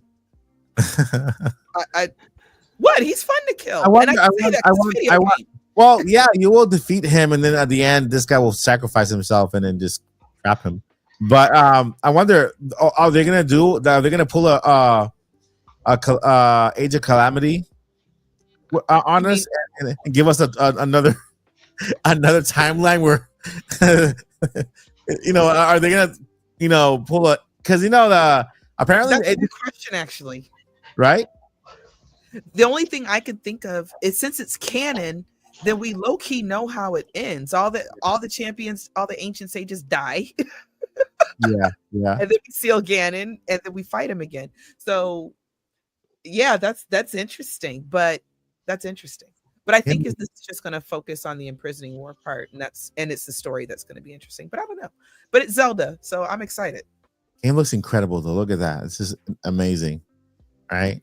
We Age of Imprisonment. They just did that name to go against the one we were suggesting. That's all they were doing there, right? Just call it the Imprisoning Wars. Yeah. Why did you not call it the Imprison? You told us about it 20 times in the game. I think I tweeted that the other day. I don't remember. I said something like that. I said Nintendo wants to tell us about the Imprisoning Wars again. Look at Geo. Wait. Drop the price. Wait. That's not the right stream. Wrong stream. We celebrating over here now. I think this game looks awesome. I know I left for one moment, but yeah. After Mario Kart, there wasn't anything in between I missed, right? No, we went from Mario Kart to this one. Mm-hmm. I begged. I said, please, can we talk about Hyrule Warriors? Come on, Paul. What are your thoughts on Age of Imprisonment? Super cool. I can't get enough of it. Oh, this shot right here is a perfect time for me to answer. I wonder if that's probably just a cinema scene, but will there be some type of free roaming, walk around, non-combative moments where you could just be Princess Zelda and explore around? Because I would like that. I would like a little bit of Princess Zelda. It doesn't have to be like the entire Tears of the Kingdom Breath of the Wild map. No, but just like Princess Zelda in an area to explore and lay out some foundation of how Hyrule and stuff like that's going to be, and put some things for Link to find years down the road, or, like that shot in particular. I was like, could you be playing in this or not? But But the game itself, regardless of the speculation or the extra want, looks really cool. Definitely a big bump in graphics and fidelity, and the frame rate looks very smooth from what we saw. So I'm hyped. I'm pretty excited. This is Zelda in a year, Metroid in a year, Donkey Kong in a year, and Mario Kart in a year. Wow, what a 20! And that's not even the 30. That's strong. And Kirby. That's even the third party. That's not even the third party. That's just the Nintendo games. You see, today when I saw the Kirby game is $80, right? The Switch 2 version. Yes. Yeah, you're paying $60 plus a $20 DLC, in which the DLC and the more story is part of that 20. Part of that 20 is also going towards the original game being bumped up. That's it. I wasn't in the mic. Thank you. That was a karate sneeze. So yeah, you could make. I mean, you could always make the argument like that's $60 plus $20 for a DLC. Yeah, the game could have been reduced this whole time because it's older, but it never was. So it's the same value that it's always been for the last several years that Kirby and the Forgotten Land has been out. It's just $20 more now. Yeah, and when I was looking at the game today, I said, you know what, this game is worth it because it's $60 plus you get the $20 edition, a brand new story. It's the same big map, but you get a completely different world. The enemies look even better. They have different attacks. They're stronger. A lot of them have cute mohawks. And I'm like, it's like the game. This one to me is worth it. And there's one thing you can do, guys. Go to Switch. If you don't own it yet, buy it on Switch, right? And if you don't have NSO, get NSO plus expansion pack. All these updates to the current games are included with NSO. So with NSO plus expansion pack.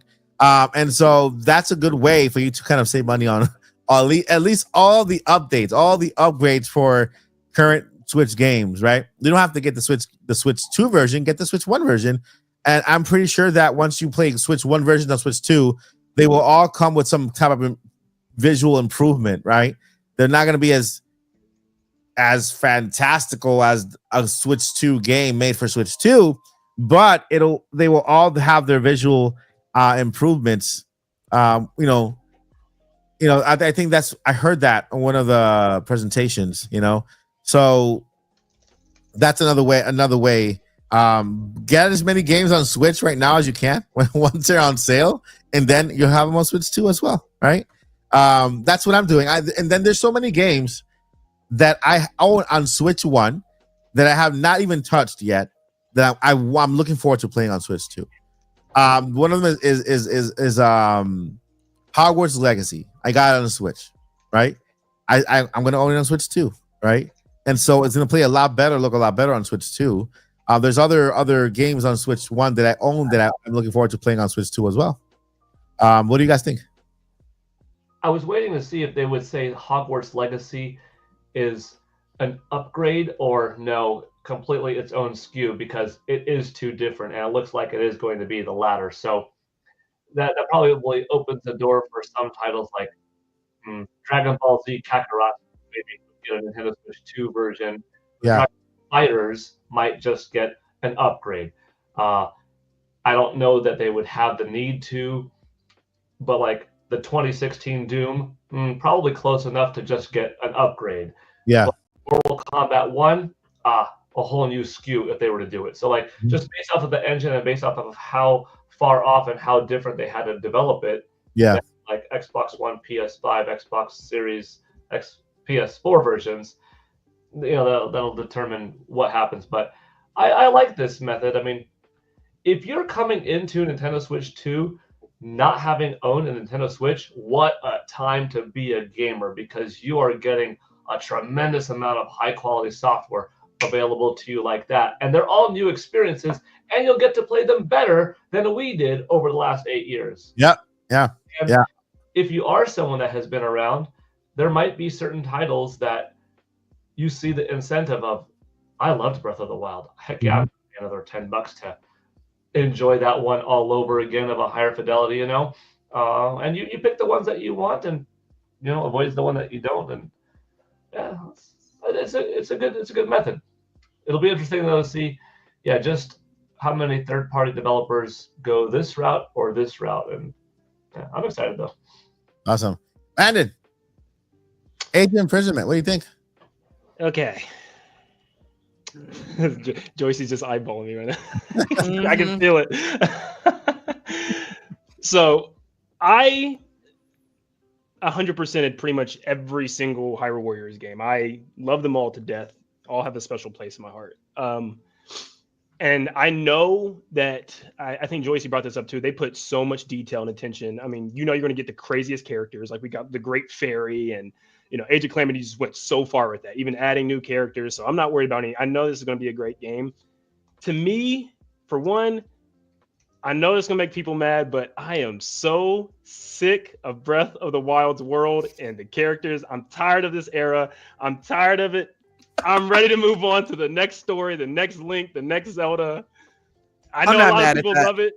Okay, I'm not mad at that. Okay, I'm not. And that's just kind of where I'm coming from. Yeah, and it was just like I played Age of Calamity, Breath of the Wild, Tears of the Kingdom, and Breath of the Wild had DLC. We had Breath of the Wild, Link, and Smash, and it's just like I kind of just want to move on. I want to move out of this era of Breath of the Wild. This is the fourth game. Yeah, this is the fourth game with the same characters. You're right. There's a Breath of the Wild, then the Hyrule Warriors on Breath of the Wild, then we have Tears of the Kingdom, and then the Hyrule Warriors on Tears of the Kingdom. And I think that's the problem too. Is like I did predict, like I told you, I really wanted this game to happen in the beginning. I thought it was going to happen maybe even a year ago, and I think it's just I also want to see maybe Koei Tecmo work with other Nintendo games and seeing what else they could do. Mm-hmm. I feel like they're really just like Zelda, Hyrule Warriors now, and I know we got like one Fire Emblem. I just finished Xenoblade. Mm-hmm. And really just got into that franchise. And I was like, man, that could even be a really good game for them to maybe dive into with the Warrior style, maybe a Pokemon Warriors or Mario Warriors, Kirby. Yeah. And it's just like, I was just kind of like, I knew Zelda was going to appear here because we know we normally get something Zelda every year. And I think I kind of let myself lead into some of those rumors a little bit too much because I was praying for something like an Ocarina of Time remake from the ground up, or maybe even like bringing back Twilight Princess from the ground up or something like that would have been something I just really wanted to see, one of those classic, 3D Zelda games with the classic formula just to have until we wait to the next like big open air Zelda game. Yeah. So I feel like having this in the Switch 2 showcase for me at least was kind of like, I'd rather seen another type of Zelda game, to advertise for the Switch 2 because I'm going to buy this game no matter what, day one. And I know Joyce is going to buy this game day one. I know all Zelda fans probably going to buy this game day one for the story, for the connection with the two Breath of the Wild. Yeah, it's Zelda. We're going to buy it. But I think, for a lot of people, it probably got overlooked during the showcase. And for something that, people are watching to see, okay, why do I want to buy a Switch 2? I was just a little confused as to why they chose this game maybe to advertise for Switch 2. I don't care if it came out, like maybe, they had another, maybe the June Direct, they could have revealed this or something. I don't know. I think just for me, I was looking for that, another Zelda game that could have, like an Ocarina of Time remake or something along those lines. But I mean, at the end of the day, we did get Breath of the Wild, Tears of the Kingdom in those, I watched the Treehouse for those two. It runs so smooth. The Korok Forest. Butter. So good. And that's going to literally incentivize me just to go back and go back on my Korok hunting and Tears of the Kingdom and stuff. So I have those again. That's fine. And we get more lore and voice notes. Yes, I forgot all about that. Yes. And as somebody who actually, I think it was like a year before Tears of the Kingdom came out, I decided to go find all the Koroks in Breath of the Wild finally. And it's so hard to do on your own. So I had to have I think it was like the Zelda dungeon map where I was going through and marking them off. And I'm trying to scroll through, okay, got that one. This app actually shows you where the Koroks are. It can give you almost I'm finally gonna get more than 5 Koroks in. I'm telling you, there you go. It gives you a little automated turn left at the rock, and you can little Zelda GPS. I love that, and the little stories too that you get with it. That's awesome. That's so cool. My GPS in Breath of the Wild. She would sit next to me and be like, "Oh, Paul, go there, hon. Zoom in on the screen. Okay, mark a little thing right there." that was how we played Zelda together. When it came out, she was my dad. When I got the big guides, I only used them for Koroks, and I was just like, I can't sit here, y'all. I wear glasses, okay? So I cannot sit here and squint and try to look at this book and say, okay, it's somewhere right around like between here and here, and you go around that whole area, and it's like 20 feet away somewhere. Well, so yeah, there's a Korok GPS. I use this online thing, and like you click on the Korok, and it goes away after you find it. Like you mark it down, and my problem is I got like halfway through the map, and I like stopped for a while and I forgot about it, and I went back on the app and it refreshed all the Koroks. Oh, and I was like, oh my gosh. So I had to go through the opposite direction and say, okay, let me start on the south part of the map. I won't recommend that. It's not worth it, but yeah, the completionist in me, I had to. Question: in Breath of the Wild, can you? Because I don't know if you can. Can you set an alert on your Sheikah slate to get alerted when you have a Korok near you, like you do with shrines? Yeah, but it's just kind of like you're going to be way. running freely. You're just going to be like, running all over the place. It's not really, you can't really mark. I don't know. It was harder for me to do it that way. There's a certain mask that can help. Ah, okay. I see. If you find a certain mask. So that one? Yeah. The Korok mask. Yeah, I mean, I have not 100%, not even near 100% Breath of the Wild or Tears of the Kingdom. Tears of the Kingdom more than Breath of the Wild. The only thing I did not do in Tears of the Kingdom was the Koroks, and same thing with Breath of the Wild. I tortured a whole bunch of Koroks in Tears of the Kingdom, but that's basically it. Everybody did. My timeline was full of like Korok torture devices, and oh my God. Hilarious, man! This is the best. Should have never let y'all build nothing. Shout out to Andrew Brightwell for the 5. Thank you so much for your support. I appreciate you. Sounds like we need a Ocarina of Time remake to reset a new generation. You're right. I still don't believe that game was even being made. It's a rumor. I still don't believe it. Once it happens, I'm probably gonna, I know Joyce will probably tear up. I probably will, because it's Ocarina of Time. I'm still playing it. I'm still stuck in the woods, but I'm like, you know what? I'm gonna stop right here. Wait, if it comes out and then continue. I'm playing what am I playing right now? The Zelda game with the paint that you turn into paint. Yeah, that's what I'm playing right now. I love that. I'm loving that game by the second every time more. But yeah, Ocarina of Time remake. Hopefully that's true. Hopefully it's true. And Boo Mini, thank you so much, Boo. Zelda navigation should have been called Navi. For real. What you see? Nintendo, come on. For real. I do want to say something real quick about Zelda, because I always have something to say about Zelda. Of course. Even when the topic isn't about Zelda. Uh-huh. Right before the Switch 2 Direct, I was thinking I need to get over this need to have Wind Waker and Twilight Princess in my hands at all times. Mm-hmm. I need to let it go. It's packed away at Area 51, never to be seen again. It's G14 classified. It's under the highest clearance. It wasn't coming. But then we got Wind Waker for NSO. And I went back to Area 51 and I got my little hope. And I have my little hope, the size of a mustard seed in my hand here. That because the last time we got remakes, sometimes they put their OG on NSO. Because that happened with Link's Awakening. Yeah. So I'm gonna say, don't stress about it, but keep it in the back of your mind that there's always there's still a possibility for a Wind Waker Twilight Princess Switch 2 edition. And they chose Wind Waker. Oh yay, we got doggies, and now I'm totally distracted. Doggy. Anyway, I'm wondering if Ocarina of Time makes good sense, but I'm wondering if Twilight Princess, if they're holding on to that because they really did remake it, and that's going to be the good, happy remake bomb they're going to drop on us next year. Yeah. I'm thinking about it. I don't know. I would love it. I would love it. And thank you so much, Joyce. That is a perfect segue to the next one. GameCube. I was actually gonna that was our next one, because believe it or not, guys, I was so happy. You know how long I've been making videos on GameCube comes to NSO? So long. Yes, very right? long time. And I was not expecting Wind Waker to be there. right away, right? I wasn't expecting Excalibur to be there, and then F-Zero GX to be there as well. Those three major games on NSO off the back. And one thing that nobody is talking about, everybody missed. It's all HD in HD. They've all been HDified on NSO. I thought so. I didn't notice that to the treehouse. I was like, what? I think they were playing Four Swords, and I was like, I don't remember Four Swords looking that good. Yeah, and they mentioned that they said that these games have been they're in HD instead of the original version on GameCube. Yeah, they are the GameCube version, but they are HDified, and so that it's like, yeah, we're getting ports to from GameCube, but since they added GameCube and they look at right now, look at all these games.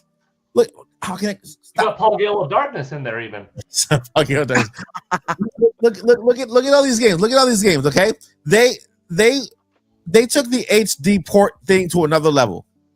They said, we're not only going to give you GameCube, so I know you like GameCube games HD. We're going to go ahead and HD every GameCube on NSO, every GameCube game. Okay, and so right at the back, Pokemon Gale of Darkness, Paul Gale of Darkness, right here with the first one. Right here, totally named Dr. Paul.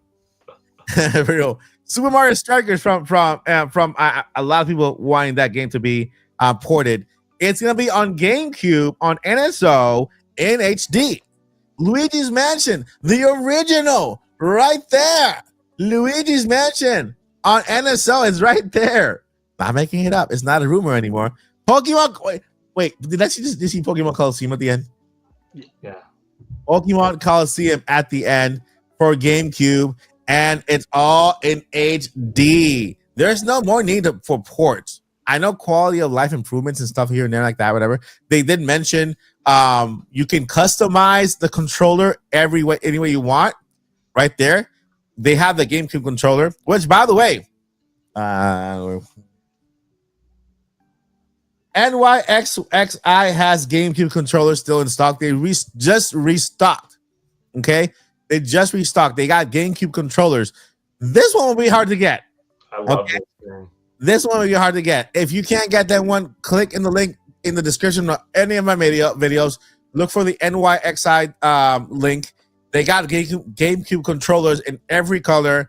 You want the purple, the orange, the I think red or purple or whatever. They have all the GameCube colors there available. And so look at this. Wind Waker HD, but the original one. This is the one I want to play. This is the one I want to beat. The one from GameCube. And so can you guys tell me what were the quality of life improvements for Wind Waker from Nintendo, from GameCube to Wii U? If you could tell me it's the HD version. I think they did a couple things. The traversal of the water was a little bit faster. I think I forgot what it's called. What Paul said. There's the Tingle maps. I think they made it a little bit more straightforward. There's a couple other things. And it's just extra stinking beautiful HD. Because Wind Waker was absolutely gorgeous when it came out. The colors popped and everything. And so yeah, so now we have it again in HD. Not only we don't only have Wind Waker in HD, we have I was gonna say why am I gonna say Star Fox? Not Star Fox, is F-Zero. F-Zero, you see right here, you can customize your controls however you want, right? Which is good. Fire Emblem. Oh, Mario Sunshine was back there as well. Mario Sunshine. So Mario Sunshine came back from being in the what do you call that? The grave. The grave. The pack, that pack thingy, the Mario All Stars. Yeah, All Stars. I think let's see here. What other games do you guys want to look at? Oh, Donkey Kong. You guys want to look at that one? Yeah. Can I say something real quick while you're pulling that one up? Hey, yeah. I in case those who don't know, it was around my early teenage years when I kind of got out of gaming, or probably mid teenage years when I got out of gaming because I was too old to play video games, and then I got back into it in my 30s. So I've had the same basic NSO $20 package since NSO started, and I refused. I said, why am I going to pay extra when the games that I really want to play, I already have SNES, NES, anything. And I said, as soon as they add on more, that's when I'll upgrade. I've got all my teenage years back, so now I'm finally going to upgrade. Awesome. Ridiculously insanely excited about GameCube. So now I get to go and relive all the N64 days and everything I missed in the GameCube days. So I'm excited. You know, they might also bring Twilight Princess to N60, so to GameCube. I hope so, but what my little bit of hope, I told you, the remake, the remaster. I mean, I want it remade. I want love put into that. Yeah. Dear Nintendo, hire me because you need me. I'll also say for the GameCube games, especially this, like, it's funny, the ones they showed are like the most expensive to find right now. Yeah. And it's like I wanted to get Chibi Robo back so bad because as a kid, like I had to sell my GameCube games to get new ones. Yeah. And I saw that and I was just like almost everything on that list is like over, like Chibi Robo right now is like over $300 online. I was like, dude, I'm never doing that. So now I can finally play that. It's like a slap in the face. You know? So, I mean, that's awesome. Donkey Kong. To me, this is like huge, man. This is Mario level huge. I think what they're starting on is this. What is that? This is the first time I see that up there. Like this, this world, that water up there. What's going on there? This is the first time I'm actually looking at what is happening here. Upside so like down the whole game's underground apparently. So he's like in a sub level that's underneath the ocean. They said that is insane. Going into the underground cavern. And I mean the open, because it's kind of open world, right? It's you go anywhere. Look at this guy. He's breaking everything. In one of the other presentations, he was just digging straight down. Reminding me of Minecraft, breaking everything. Everything is breakable. Everything is destructible. Donkey Kong looks incredible there. I'm excited to see what the story is. Look at it. You take a rock. You can actually ride the rock as. Hey, look at that. You can ride it as a So, what do you guys thoughts on Donkey Kong? Landon. I like sparkly bananas. Sparkly bananas, right? They're so pretty. He eats them though. They're gems, right? They're not made out of real bananas. They're just like sparkly ones. He still eats them though. He's so happy about them. It is literally like Odyssey 2. Yeah. In every way. I mean, when he collects a banana, it has a little description. Yeah. There's even like when you start a world, there's little a description of what you need to do, your main objective. Mm-hmm. There's even bonus rooms with like secrets in the bonus rooms that look just like Odyssey's. It's clear that this is like the Odyssey team's next project. Yeah. And that is the one reason why I was like not even caring about 3D Mario by the end of this, because I was like, clearly that game is being worked on by a different team, or maybe it's going for more of an expansive route. This is kind of that Odyssey, open, sandbox levels. And it's a perfect Donkey Kong game. The fact that you can dig underground and just pick up the terrain, like they showed a little sped up version on Twitter where he just destroys the whole terrain and it actually saves on your map. And it remembers everything you destroyed. I think they said even when you leave the areas, which is crazy. That is literally a perfect showcase for that. That is extreme power. Yeah, I can see here that his first thing he has to do is find bananas there. He has the 3 hearts in the corner. I think there's some balloons there, and then like I can't see what's next to it. Something he collects. Then I think it's like they even said like there's going to be ways to turn in your currency for costumes. Like I saw a little thing that's like take this to the shop for costumes. So it's literally pulling from the best of Odyssey. Yeah. That's awesome. Like we saw him with already like overalls and like a little miner hat. So it's gonna be expansive. But I gotta play him to bed now. So it's time to get ready to head out.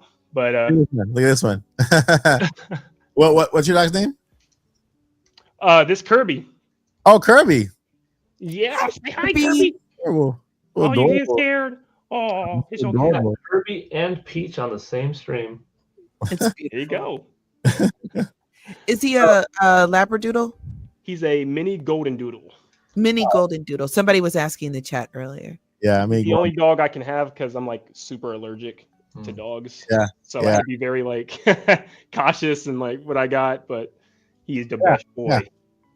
Yeah. So Landon, thank you so much for coming up on with us and spending some time with us here in the podcast, and of course giving your amazing valuable input on these games. And enjoy your night. Say hi to the family, and we'll hope to have you back on soon, man. Yeah, thanks And for you having me, deserve guys. a It was cookie. fun. Good seeing you again. Yeah, and Always great seeing you. Landon was a big part of my 15-hour stream the other day. So he came over and he gave his opinion during the beginning of the 15-hour stream. I made it through, by the way, Landon, all the way through. Wow.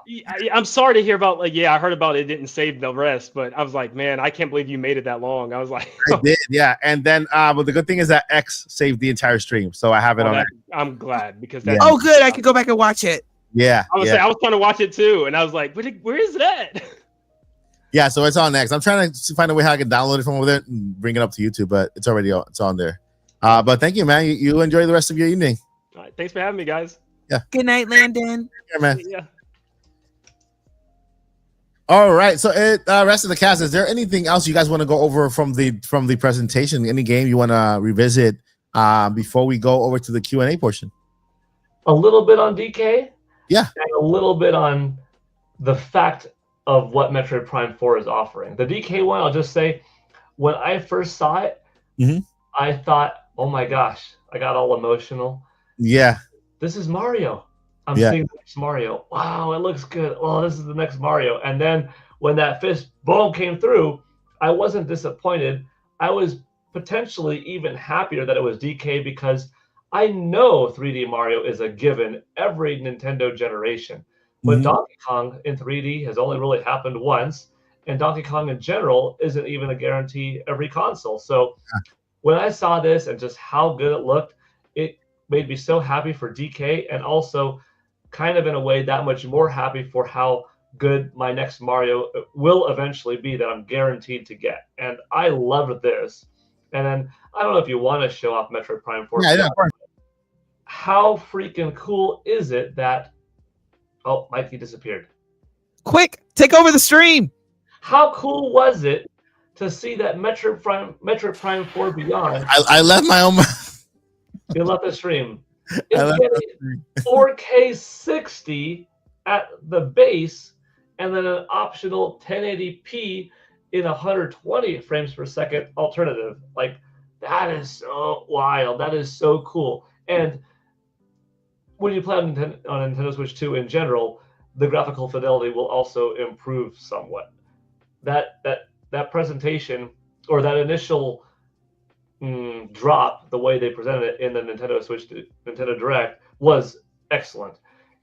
And then all of this stuff was so cool that this just looks like you are about to embark on an amazing experience. Yeah. High quality, nonstop. I love it. I'm really interested in learning more about Metroid. And 'cause I know they didn't show us everything. The game looks phenomenal. Looks incredible. This looks so cinematic. It's so crazy. Already very immersive, and already makes me excited for a Metroid movie. Look at that. Metroid's Right? one of the coolest things that Nintendo has. Like, you could like Lord of the Rings, or you could like Star Wars. You could like Zelda, or you could like Metroid, or you could like both. They're different elements of cool, you know. And like the Metroid is Red the Star suit. Wars, the Lord of the Rings is the Zelda. The red suit. They sold me with the red suit. Oh, The that was red suit just popped too hard. I was like, you didn't have to go that hard, Samus. You know how nice this is gonna look on your I TV? have. So this is going to be. Well, actually, I don't know if it's going to be my first Metroid game, but it'll be the first one that I buy along with Dread. And now that I'm going to up my NSO, it's like it really is time to get into Metroid for real. And even though we don't have to go in order, I've been told it's still kind of better to go in order anyway, so you can understand the lore.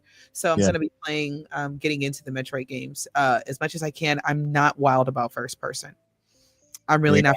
It's actually more disorientating because I feel like I can only see this, and I like to see all of this. Yeah, of course. I'm gonna give it a fair shot because It probably wouldn't be advisable, but you could probably roll around the whole game in The ball. form and just come up to shit when that's you how I have played Ocarina of Time. Just rolled around everywhere. to go. Just roll around. Yeah. Okay, just roll around. Okay. No, I agree. I agree that I wish there were that third person kind of backing up and seeing at least Samus, because why give you the red suit if you can't enjoy it, can't look at it, right? Just seeing the cannon. But yeah, A light criticism. Just a light one. bring out the shade. you gotta bring it out. It's a trademark.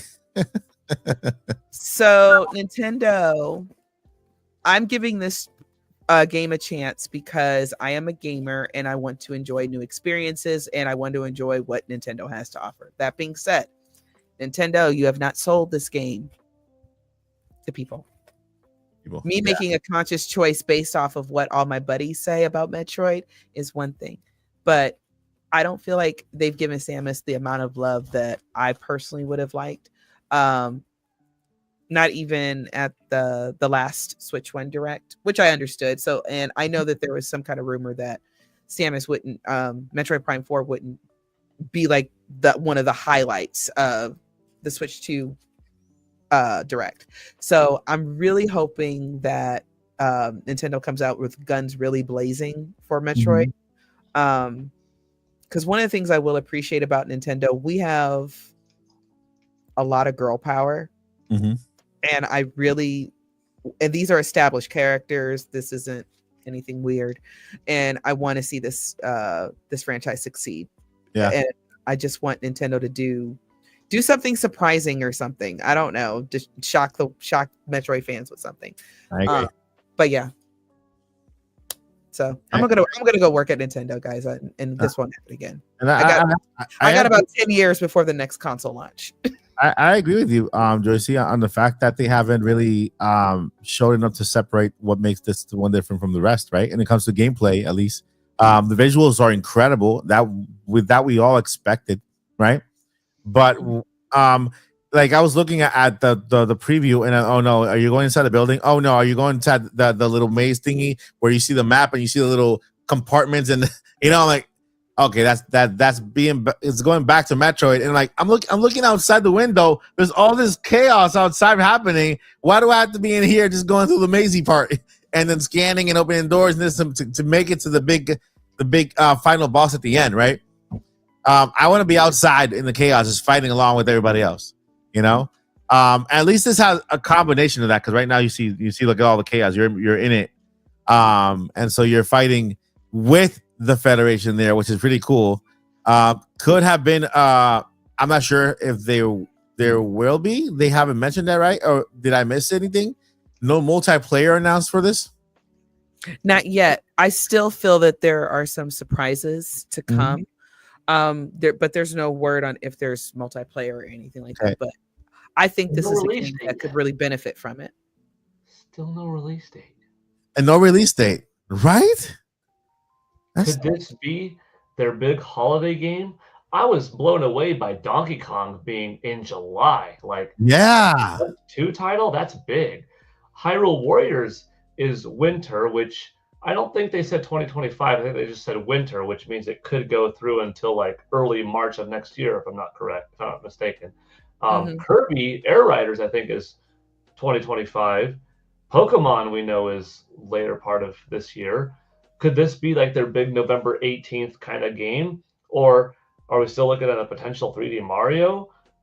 I mean, I don't want to get too sidetracked, but like, when is this thing coming out? And how come of all the games, this we knew was a 2025 game as of June last year. How come of all the games, no release date yet? It's a little bit peculiar.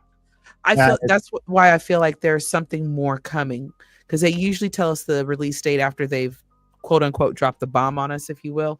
Because I'm waiting for Samus to have her Breath of the Wild moment, and I think it deserves it. It deserves a shot. It does.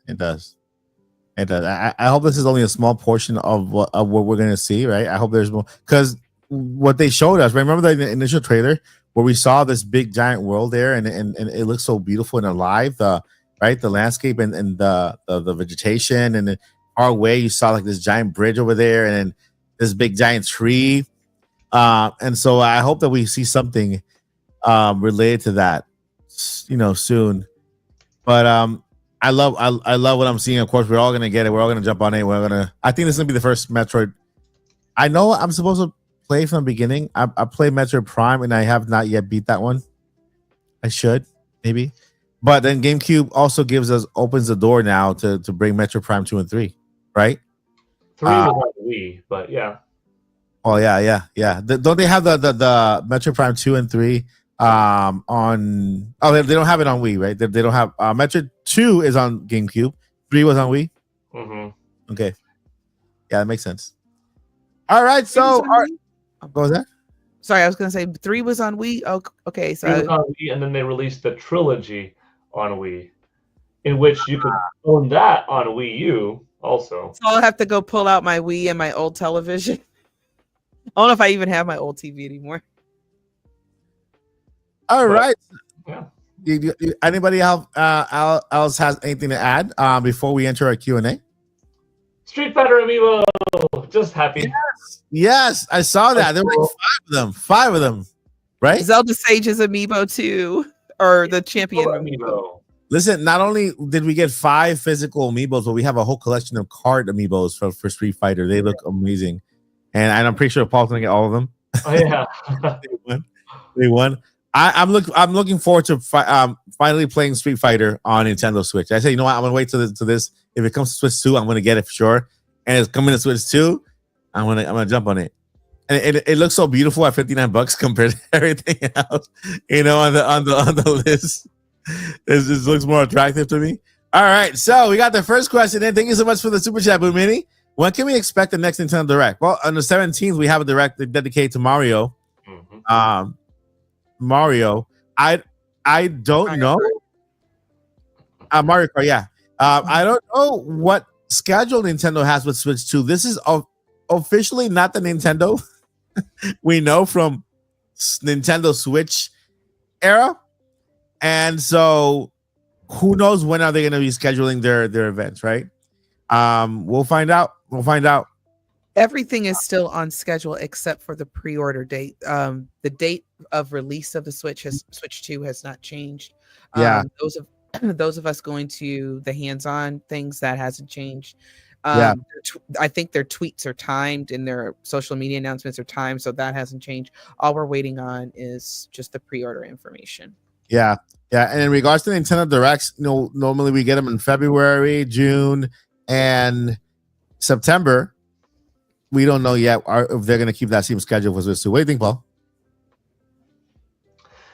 Outside of the Mario Kart one, maybe June. September seems like a little bit of a safer bet because June is the release month of the system. Mm-hmm. So would they want to just take some of the spotlight away potentially from the own launch by showing what's next, or would that only add to the hype to people? Excuse me. Bless you. Nice knees. Knees on the stream. Thank you. Part of me wants to just say old school, do what they've done for the last dozen years. Yeah, maybe June, but it's almost like too good to be true. We just got 2 Nintendo Directs back to back, Switch and Switch 2. Yeah. So I guess safe for me is going to say September, but I wouldn't be too surprised if it's June. Oh, well, but then again, there's Summer Game Fest. So if Nintendo's going to participate, because they will have a console that came out like 8 days prior or something, maybe they do that and are there in some capacity and not have their own Direct. I don't know. Dear Nintendo, Summer Games Fest is a good idea. And yes, you should go. You should participate. Yes. Join the rest of the... Yes. Yeah. Jeff might even give you a discount just because he always wants to be there. Like, be social again. I know, you know what? That's funny. That's the irony of Nintendo. They want us to be social and play games with each other and everything else, but they don't want to be social with us. That's hilarious. Yeah, you're right. It ain't right. You're right. All right. Next question from Bianca, baby. Hello, Bianca. when do we think Nintendo will decide their prices for realsies? Yeah, that's basically that's a big question. All we know is that they have taken a step back to reassess everything. I've gotten word from behind the scenes that there are some negotiations on. I'm not sure. Again, none of us know what is the real reason for everything, right?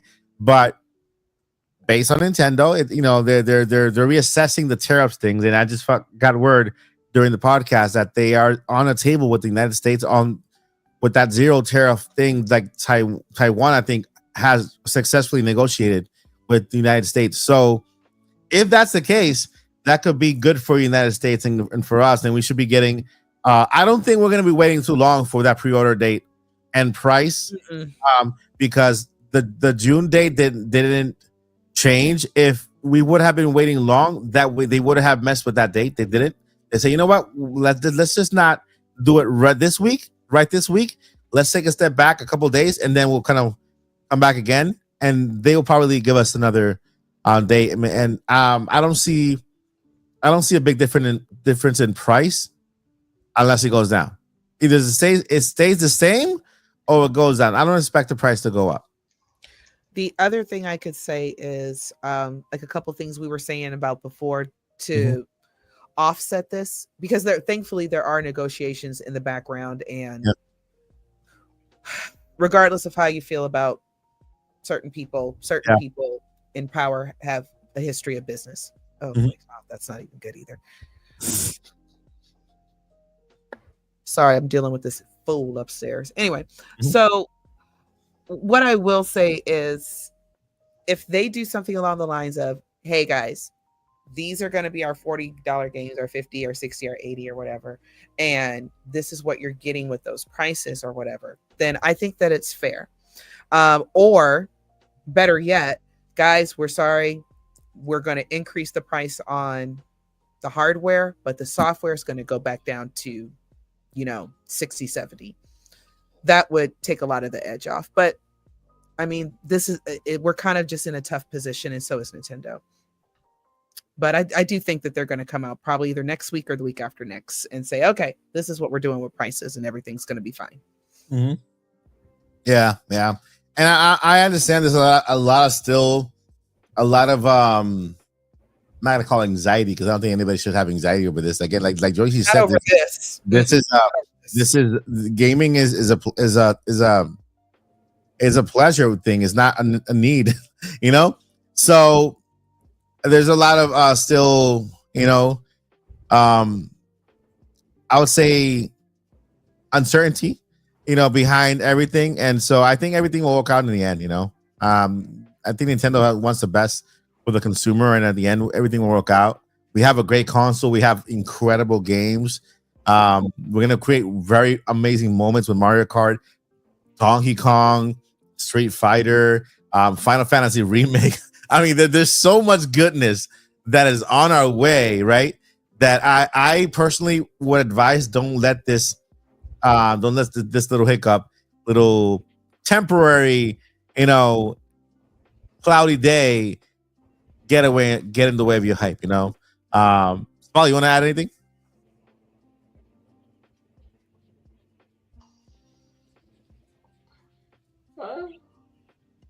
No, I mean, is that Crash Bandicoot? Yeah. Regarding Blanca's question in particular, this could just be it. It could just be it, or they could come up with something like kind of I suggested earlier. Whether they already had the plan or not, we wouldn't know. But say we're also doing the following, which is our new voucher program. You know what I mean? To make it easier, or our new pay by the month program, or early adopters, kind of like a pre-ambassador program, what they did for the Nintendo 3DS. Our early adopters will also be receiving 3 months in free NSO. Like they could be doing something like that where they don't get hit hard, but where can they pull a little bit of their money from? Where can they pull a little bit of their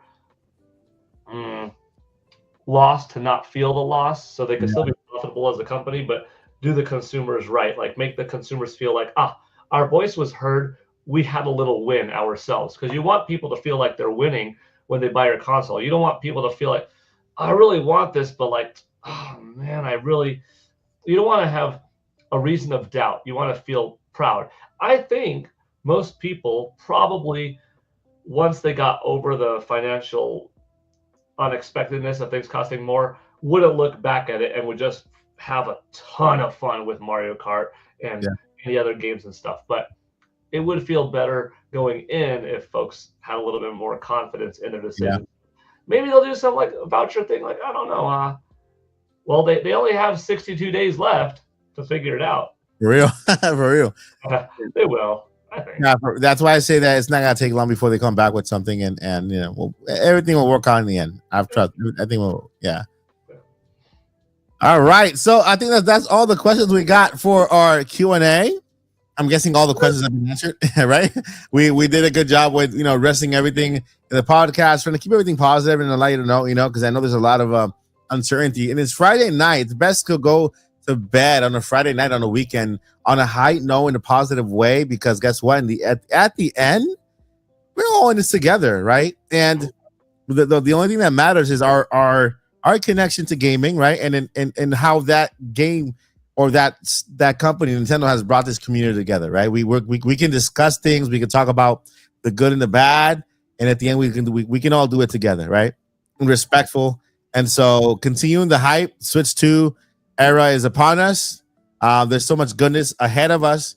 The cloud will pass, the sun will come out at the end, and it'll be a sunny day for all of us, Nintendo fans. So with that, I want to go ahead and turn it over to the great Paul Gale Force Network. Paul, what do you have going on? Wait, the countdown is done, Paul. What do you have going on now? Is there a new countdown, or what's the new thing with Paul Gale Network on the channel? Yeah, I started on YouTube and X, as well as like TikTok and Blue Sky and Instagram for that matter, but YouTube and X/Twitter are mostly where I post. A brand new video game countdown series, this time counting down to the release of the Nintendo Switch 2. So tomorrow will go up a new video called 61 Days Until the Release of the Nintendo Switch 2. Good. And the whole gimmick of this round is not a different shirt every day in the same location, but it's the same shirt every day in a different location. So I'm embellishing on the fact of Nintendo Switch 2 will be the console that you can take everywhere and experience everywhere. And I will be going to, like, so far I've only done 3, but like one was in the game room, one was in the Colrock Woods somewhere in California. Another one was just outside in the dark. So like it's a different location, not necessarily a different shirt. I'm sticking to this shirt. However, I thought about it. I'm like, I might change this shirt every so often, mostly sticking to the Nintendo Switch 2 shirt, but like maybe throw a third-party shirt, maybe throw a Nintendo shirt that I didn't wear in the original Countdown series. But yeah, it's kind of fun. And that's what I'm doing. Recently on YouTube, I put up some of my reaction videos of the Nintendo Switch 2 Nintendo Direct.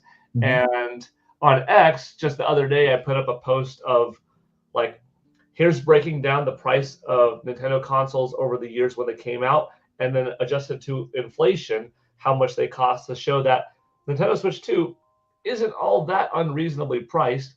And even the games going up, when you adjust for inflation, I had to work 11 years. I have 11 years. I had to work for 11 hours as a 17-year-old making minimum wage to pay for Majora's Mask back in the day.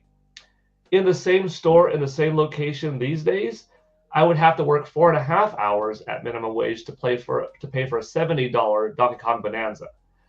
Video games have stayed relatively short, and this is in the post if you want to hear more about it on X. It stings more to see games all of a sudden go from 60 to 70, and some games go from 60 to 80. But I even posted the poll on X, and for me, I'm shocked to see that it's a so 50-50. And I just simply ask. I know, like maybe I'm talking too long in my outro, but it's a really good point.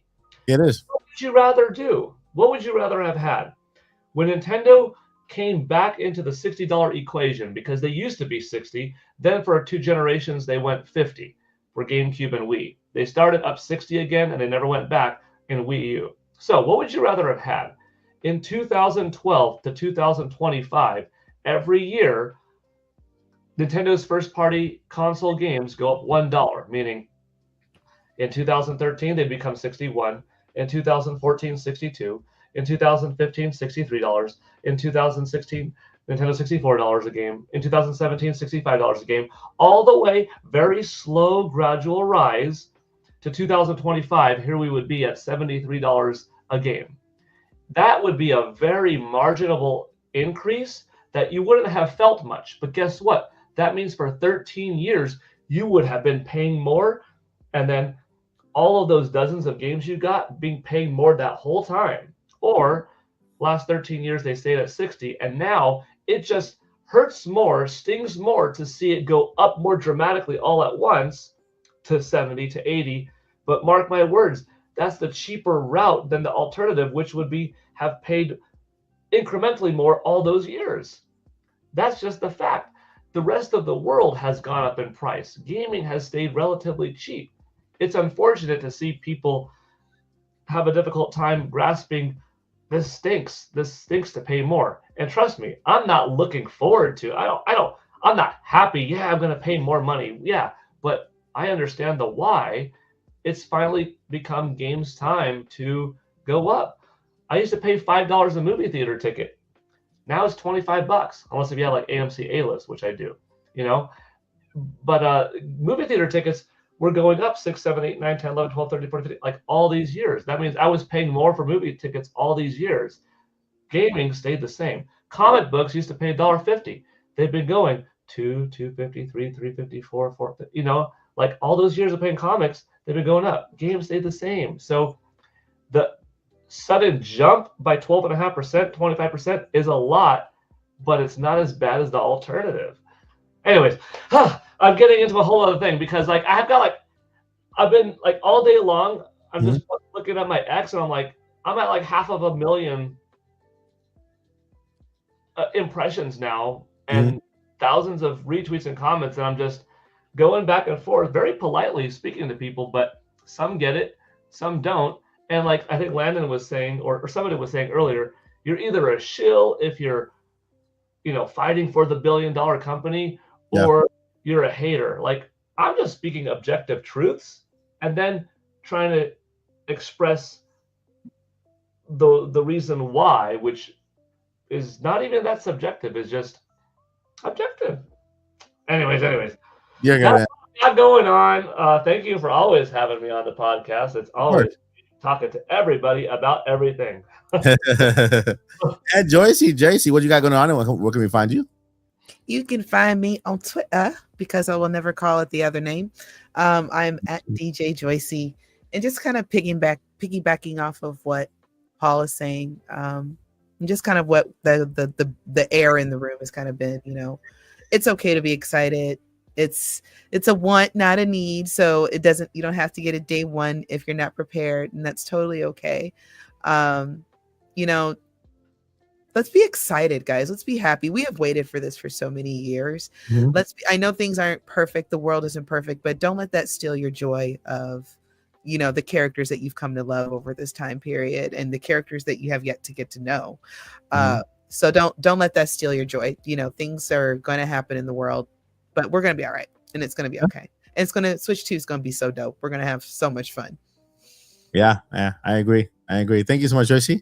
And of course, you can find me here at the podcast, at the Odyssey every day, Monday to Friday. And of course, Fridays the Nintopics Podcast.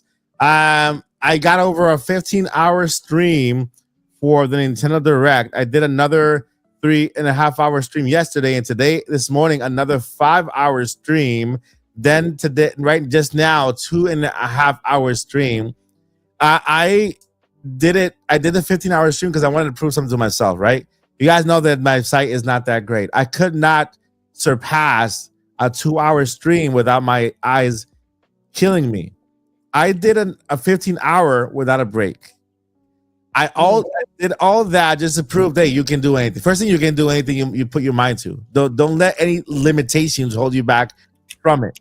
Second, I did it because I want to live stream more, and I wanted to have an extreme so that those regular live streams don't seem so bad, right? This morning I did 5 hours and it just flew by compared to the 15-hour that I did overnight, by the way, and a lot of you were present.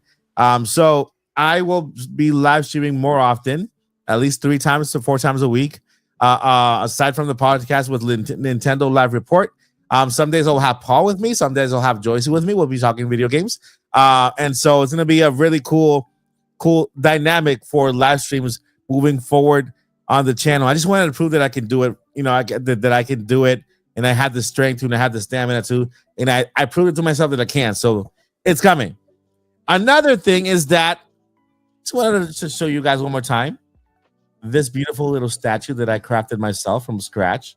Right, I crafted it using Blender, inspired by the one in Super Nintendo World, inspired by the one at Target. Right, Target's the guy with Target, and inspired by the one at the Nintendo store in New York. Right, this falls into fan art, so I'm not breaking any laws. I made only 4, and I have it on my Etsy.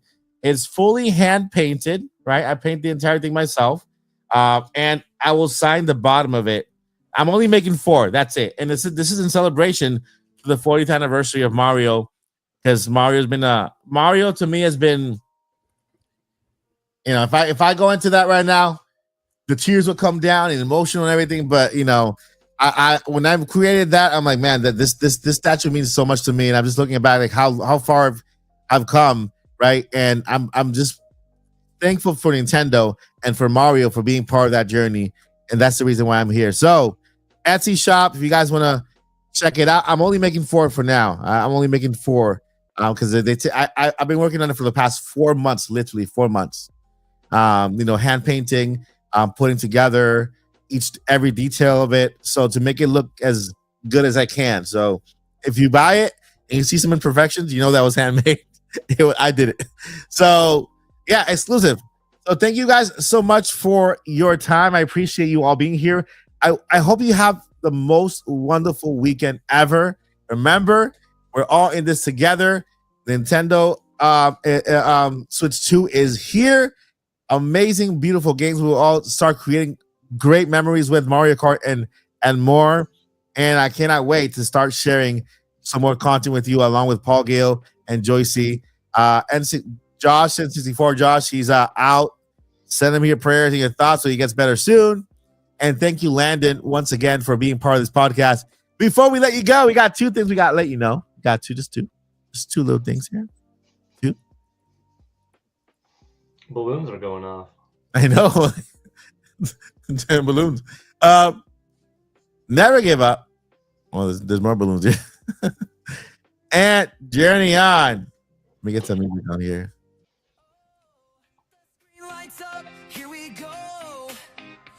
Hi, guys. Good night, guys. Good night.